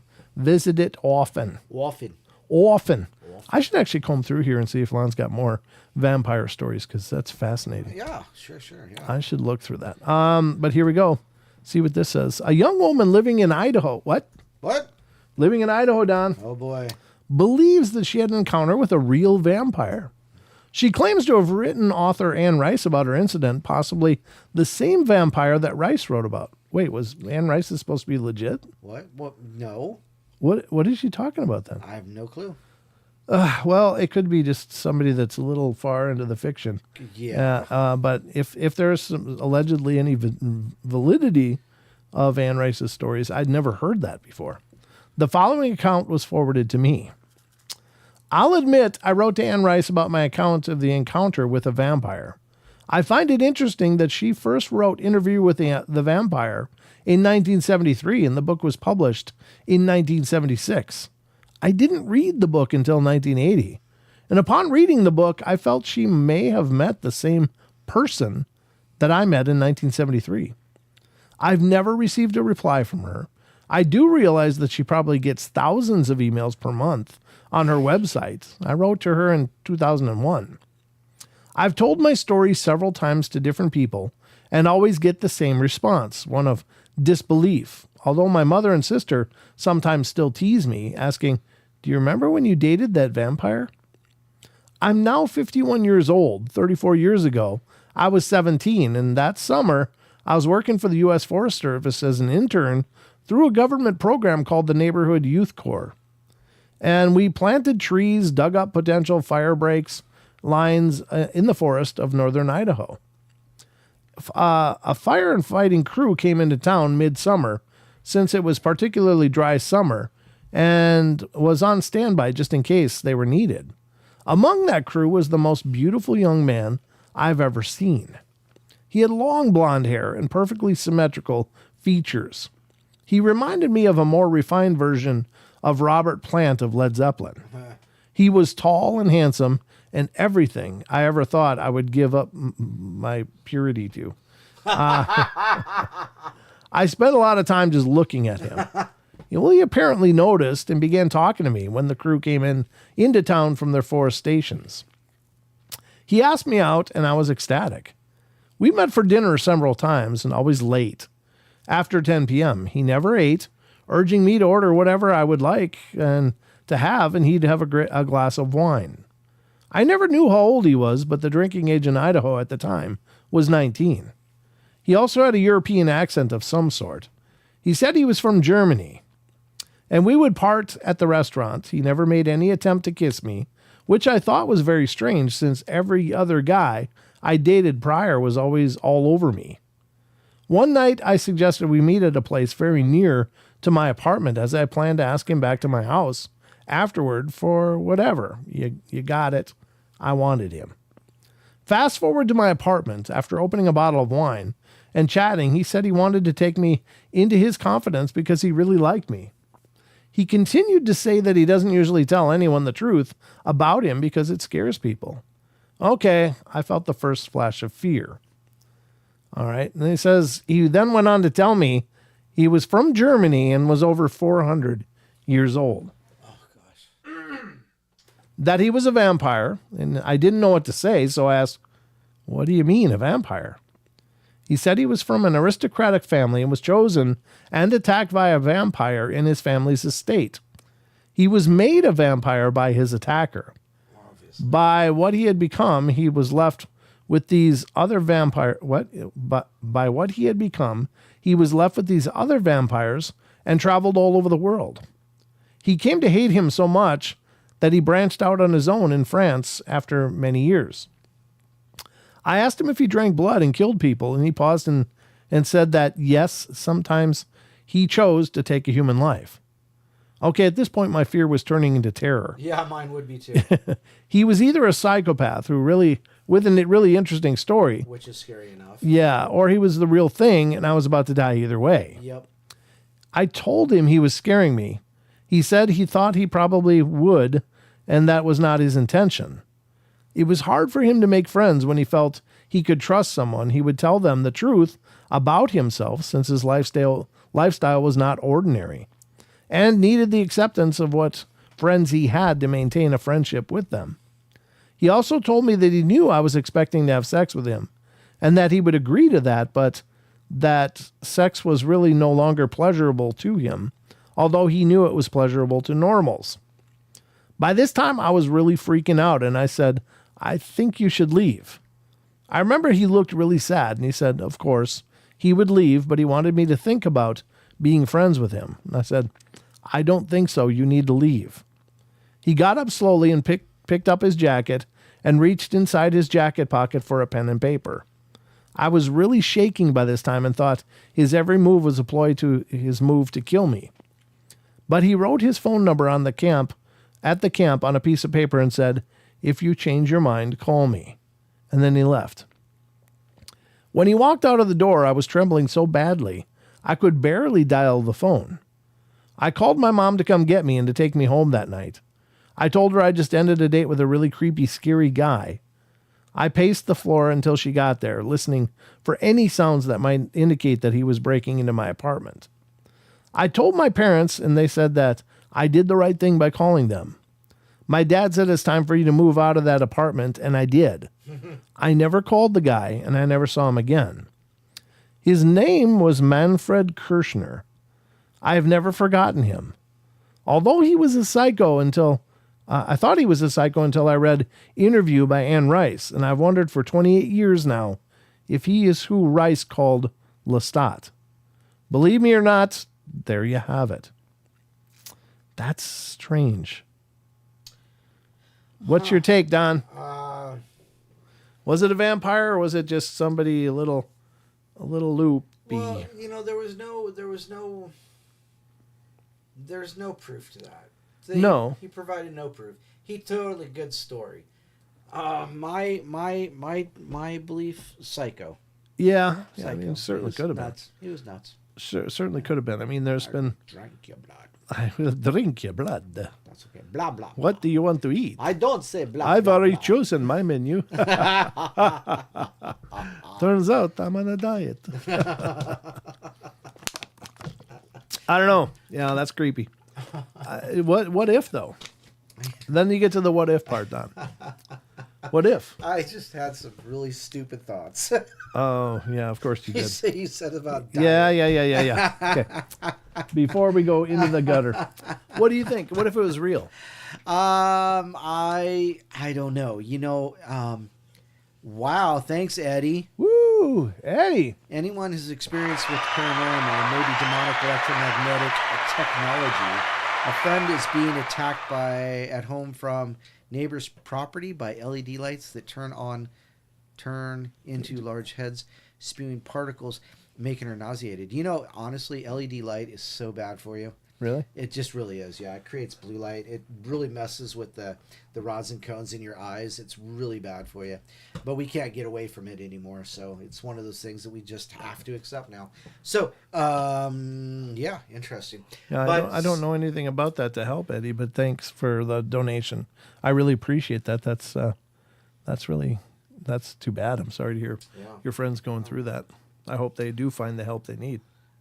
But yeah, I'd first investigate the LED lights. But psycho. He was a psycho.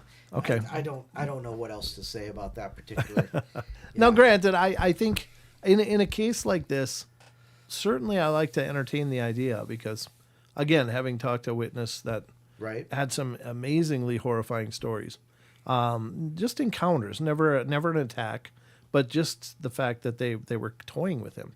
But the intensity of those experiences was first on a 4-year-old mind, Right. and then as an adult, it was just like, oh my God, you just feel for him because that's got to be a creepy place to be, Right. not knowing if they could be coming back or what's going on. Are they in the long game with this? Is this a game? But generally speaking, you hear a claim like this and you go, all right, time for the Prozac or the meds or whatever. Let me get that. Yeah, let's Be get right your back. syringe ready. Exactly. It's just, and you're right. I mean, you have to probably go with, well, this person is just not well. Right. But what if? I mean, if they are out there, and legend would say that they are, for hundreds of years. I don't know how back the vampire legend goes. Oh yeah. But people have experienced something, but that's creepy. That is really wild. I'll have to ask Lon if he's got more of those out there. That's interesting to me because I've just never really been able to find anything, but I'm fascinated that he had someone reach out to him. And Right. Yeah. I mean, it's still a compelling story because what if that's real? Then they are out there. If that's real, but how can you know? Yeah. That's the tough part. How can you know? Well, anyway, I thought that was interesting. I wanted to get to that one tonight. Maggie says I have to remove my welcome mat.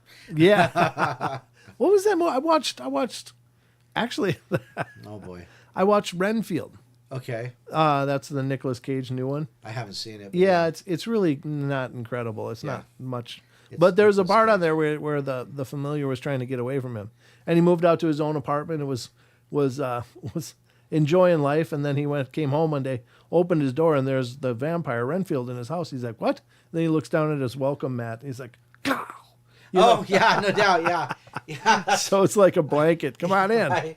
You know? Yeah. You didn't need permission. Your doormat gave it to him. I thought that was hilarious. My doormat says, "Give me a minute. I'm probably naked."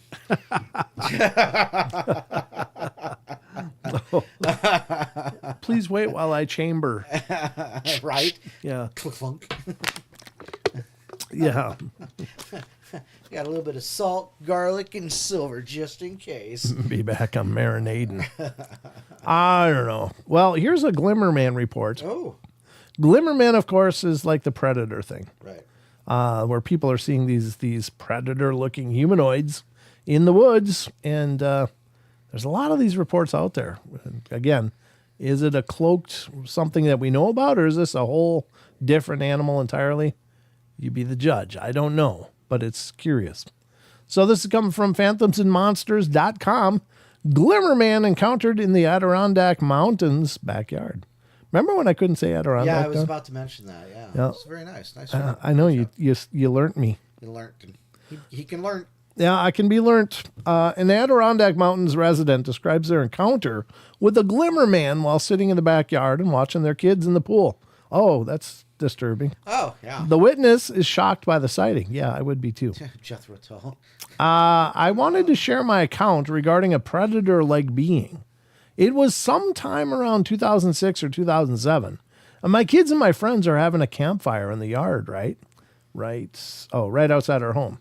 We live outside of our town and have wooded areas all around us, on the edge of the Adirondack Mountains of New York.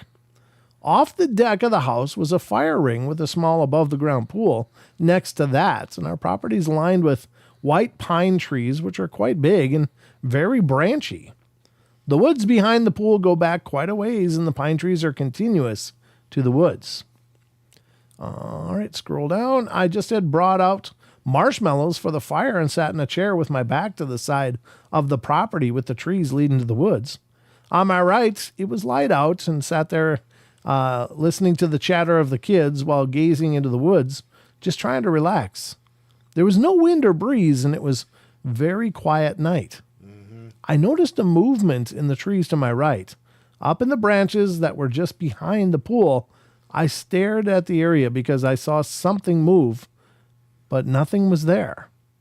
As I stared, I started to see some kind of movement, but it was like the branches and pine needles moved instead of an animal or being, which didn't make sense. I watched for about a minute when the movement leaped, for lack of a better word, to the next tree that was closer to us. There was no noise and no swaying of branches like one would expect if there was a weight on the tree. As I watched, and I noticed that I was seeing pixels, like in a digital picture, moving. Right? I made out the shape of something that had arms and legs and a head, but not quite human-like. The shape was hunched down on a branch with one arm holding onto the tree trunk. The legs were bent like it was squatting, and it felt like we were being watched, even though I could see no face or any other description. It was just pixelated movements in the shape of a being. It had moved closer to us, and it was on the tree on our side of the pool now. When I realized how close it was, I told the kids it was time to go inside.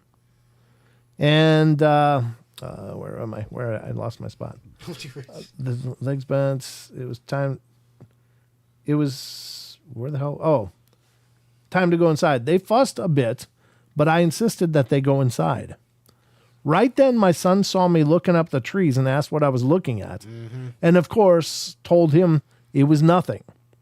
I did not take my eyes off the shape, and as soon as the kids got out and moved up and moved toward the deck to go inside, the shape moved from the branch. It was moving back to the tree where I first noticed it. The movement was so fast, so effortless, not less, and so silent, I got scared. Then it vanished into the woods, moving from tree limb to tree limb, and was gone in a matter of seconds. Nothing I know of, no creature that can move like that, and I know of nothing that fits that description. I've never seen it again, and we still live in the same house. We all have eerie feelings about the woods behind our house, and that feeling remains with us to this day. Anytime we walk through the wooded area, we have sections of the woods that we do not venture into for no apparent reason other except that for that uneasy feeling that we all get. So that was actually transcribed from a YouTube source. Okay. Yeah, the Glimmer Man's a weird thing, man, because it sounds like it's almost weightless. It's sitting up in tree branches. So it's not like it has density like we do. So is it transdimensional? Is this a other dimensional being? Right. Maybe it's two-dimensional, Don. You know, so I mentioned earlier that I actually watched the movie VHS last night or the night before. Yeah. And there was one story on there about this gal who took these people, these kids. It was a probably early 20s. Were taking. She took 2 guys with her and 1 gal, and it was just crazy because she couldn't film the person that was doing the killing. Because he was pixelated. He was. Oh. But it was weird. But like a Glimmer Man. yeah, it was kind of crazy. Yeah. That's crazy indeed. So then, Stacy, no, Jody says I've seen a Glimmer Man. oh really? Yeah. Wow. Well, you should call in and tell us about the Glimmer Man. Yeah, no doubt. I don't know how we're doing on time. Yeah, It's 8:48. We're getting there, but So back to welcome mats though. There's another one that says speak friend and enter. Probably not a good one to have either, because that's just saying literally, hey friend, walk in. friend, are you home? I can come in now. Yep. Yeah. Thanks Yep. for letting me in. Yeah. That's funny. Wow. I liked VHS 2. Yeah, RJ says. I'm thinking I'm watching that one tonight. I watched VHS 1596. 1596. That's what it says. 1596. Okay, let's look it up. Okay. So let's look up balance. Does that have to do with vampires? Balance. Interesting. 1596. Oh, you're going to tie both of them together? Yeah. Why not? Vintage Renato watch. Oh. New Balance. Oh, what's this? What do you think Glimmer Man is? That's a great question, Maggie. I don't know. I often thought that they were maybe something that we do know about that's somehow cloaked. But I don't know. I assume from the descriptions they sound that they're about human size, but they defy the physics. So they don't really have physics You gotta be in the kidding me. traditional sense. So they probably, I would guess they're probably something extraterrestrial, to be honest with you. I think what we're observing is a technology. Yeah. It doesn't. Yeah. Yeah. Yeah. I think that, especially when they said the pixelation, it's like, well, because it's somehow not only wrapping the light around itself, which could just be some kind of suit that's, allowing projection or whatever, Right. but it's also not being encumbered by gravity and things like that. The motions are much too fast. So it doesn't sound like it's of this world. I would guess Glimmermen are something of a humanoid extraterrestrial of some kind. That's That interesting, would be my take. Huh. Anything? Apparently New Balance the shoe company has a model 1596. Not exactly what I was looking for. No. So I guess let's go ahead and take the word balance out of there, because that was the first word that was said earlier. So Yeah. 1596. What happened in 1596?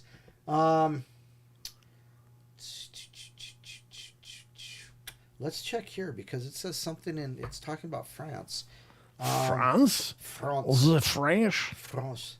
That's where Virgil is. Oh, Descartes was Rene Descartes, the philosopher. Yeah. Was born March 31st in that year, 1596. 1596. Charles, November 5th was Charles II. Was born. Okay. Catherine de Bourbon was born November 11th. Let's see here. Anybody else I recognize? No, not off the top of my head. Nothing vampires? No, Okay. but there's a reference to Henry the Fourth. Oh, well, the whole line of Henrys was kind of screwed up, right? Well, that's true. Yeah, they kind of were. Yeah. They were not very normal people. The Henrys. So that's France of 1596. Let's see here. Oh, the Battle of Kurtzes. Oh, it was an Ottoman Empire war in 1598. Are RJ Windwalker says, Brent, some of the guys told me that the native people used to fight against back in the day. Sounds like we're like things from a Lovecraft story. Oh wow! Wow, no kidding. Yeah. Like octopus-headed kind of things. Or? Yeah. Are they talking octopusy? Or, nah, God. Nice. Can't believe James Bond. He's talking about James Bond. I meant out of like that. Octopus like. I just want to grab it back. My name is Bond. James Bond. James Bond. That's what I wanted to say. He can't. That's not what I wanted to say. Yeah, I'm sorry about that. Cthulhu. There you go. Yeah. So. Descartes, that girlfriend said he was banished to France. Huh. Okay. Could be. Oh boy. All right. Well, no date jumping out. Nothing jumping out real. We do have another call here. Oh. Let's get to this. This is area code 309. Is this you, audio? This is audio. Yeah. This is audio. This is nothing new.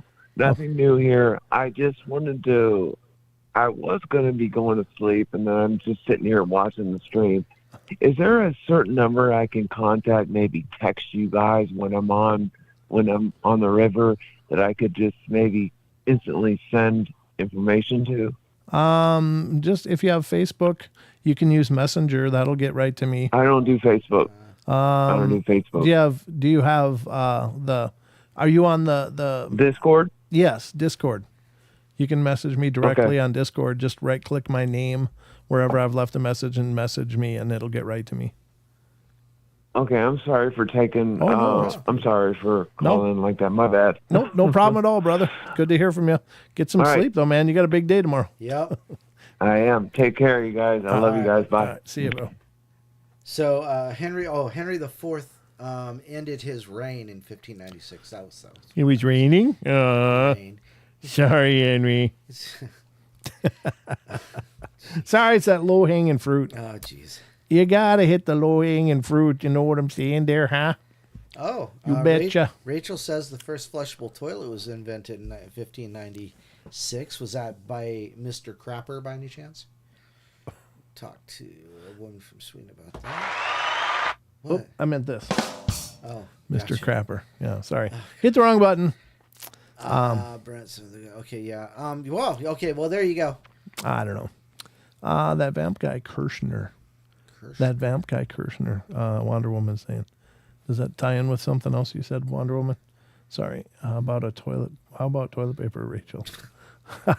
Beard is cool. Descartes. Oh yeah, the girl's friend said he was banished to France. Oh yeah. Was he banished? He didn't say he was banished to France, did he? He just kind of split up and went on his own in France. Right. I don't think he was actually banished, though, Wonder Woman, from that story. He was just got tired of the main guy that made him a vampire, so he went out on his own. Me and Stacy were driving through Missouri. She didn't see it. I told her it looked like an invisible Bigfoot just tucked behind the trees. It's all I could explain it as until I looked up Glimmer Man. So that's what Jody said. Yeah. Yeah, Glimmer Man is a new word to me. It's not one I've heard a bunch. Sorry, I'm peeling lip. The other thing is the knot deer. That's another new name. Yeah, the knot deer. That's and I don't know where that came from, but I've heard about it on Phantoms and Monsters, so I just called them knot deer as well because I imagine you got to use the terms people understand, because otherwise it's hard. How do you explain a deer running around bipedally? It's not deer. Okay, that's true. It's not a deer, at least not in the traditional sense that we understand. So at any rate, they're not human. This has been the show. Oh yeah. Wow. We are about done. Yes, I am. Today was an exhausting day. Was it? Okay. It was, yeah. Well, it was horrible. You know what the good part is? What's that? You get to just go relax now. And I only live like 3 minutes away instead of like 20. Yeah, and so you don't have to go as far. Exactly. That's the good parts. I am the oldest. What? I am the oldest paranormal portal here. Remember the old 10 p.m. live? Yeah, there you go, Renee. Yeah, we used to go 10 to midnight, man. Yeah, back when the show started. That kind of sucked too. Yeah, we were definitely in the sphincter of the schedule back then. But it's a good time for late night. You know, Art Bell made his career late night. So That's true. Yeah. but yeah, Renee was there. Renee's been here for a long time. When deer go, WEN deer go. When deer go. Oh, Yeah, actually, my if goodness. Ryan's still here, Monster Radio, he's going to come back on yeah. and talk about Skinwalker and Wendigo. Yeah. The Nadlush. Yeah, you want to try that again? Every time you say that, I'm like, what the hell? Yeah, it's the First Nation name. I don't know what tribe again. Probably maybe Navajo. I don't know. It's the Nadlushi. Sure. Yeah, that's. I think I'm pronouncing that right, but Ryan probably has a better pronunciation. Probably. But anyway, Don, did you have fun? I did. I had enough fun that I actually stayed awake. Yeah. Well, yeah. That's important. For yeah. you, that's a trip. But ladies and gentlemen, we're going to wrap it up because it's been a hell of a journey. If you're a member of the YouTube channel, I'm going to do the member stream tomorrow night. So join me then, right at 7 p.m. as well. So 7 p.m. tomorrow night, right here on YouTube, we'll do the member stream. And then Friday and Saturday, of course, are open to everybody. So those will be coming up. But again, every night that we have live shows, they start at 7 p.m. So join me if you're a member tomorrow night. And if you're not, join me Friday night and Saturday night as well. Why are there 62 people watching and only 49 likes? 49 likes? Yikes. What? Ooh. That's not enough likes, unless you didn't like it. Why are you still here? Why are you still here watching if you don't like it? You're not supposed to be sticking around. God, I hate this show. What's he going to say next that I hate? I got to sit here and wait. Oh, gosh. Don told another stupid dad joke again. Yeah, I'm telling you. Yeah, if you're here watching, just Don hit those sense. likes because Yes. that really does help us. Oh, my goodness. It went up to 54 just that quick. Boom. Way to represent, Thank you, folks. Birdie Cuda. Renee, yes, nice. Mom, did you get the like button? Yeah, Remember to Mom. Get that like button. Yep. Yep, You definitely yep, got to hit yep. those likes. That does really help us because it does boost the show in the algorithm to get recommended to other people. So it does help. All right, guys, that's all we got. Don, anything in closing? Nope, just remember you can get your Paranormal Portal gear at Teespring Teespring. store down in the link. Link is down in the Link it down there. description. Yep. Yep. And other than that, tune oh, wow. into the. It just kind of scrolled to 58. So that was nice. Nice. Well played, Yeah, see? folks. Yes. See all the love. Oh, see, we only need Sharing 5 is more, caring. yeah. And liking is just even better. Right, 100%. All right, guys, that's it for us. Remember, we love you all. Be good, be kind, be nice. Take care of each other. Help each other out. Find the magic in every day. And remember to laugh as much as you can. And I'll be back tomorrow night for the members and then Friday for everybody. So until then, peace be with you. Good night. Go with God. The Lord shine upon you. That's it. I It's just over. found out I have a friend. Never mind, I can't say that. Oh, wow. You do? I have a friend. Well, good job. Good job, Don. No. You can't say, though? I can't say that. No. All right. Because, yeah, no. All right. Well, there you go. That's it. Take care, everybody. We'll see you tomorrow night for the members. And if not, see you Friday. Remember to hang out in the Discord, too, guys. There's lots of great conversations going on there. The link is in the top of the chat. So check it out. Okay. Roll the credits.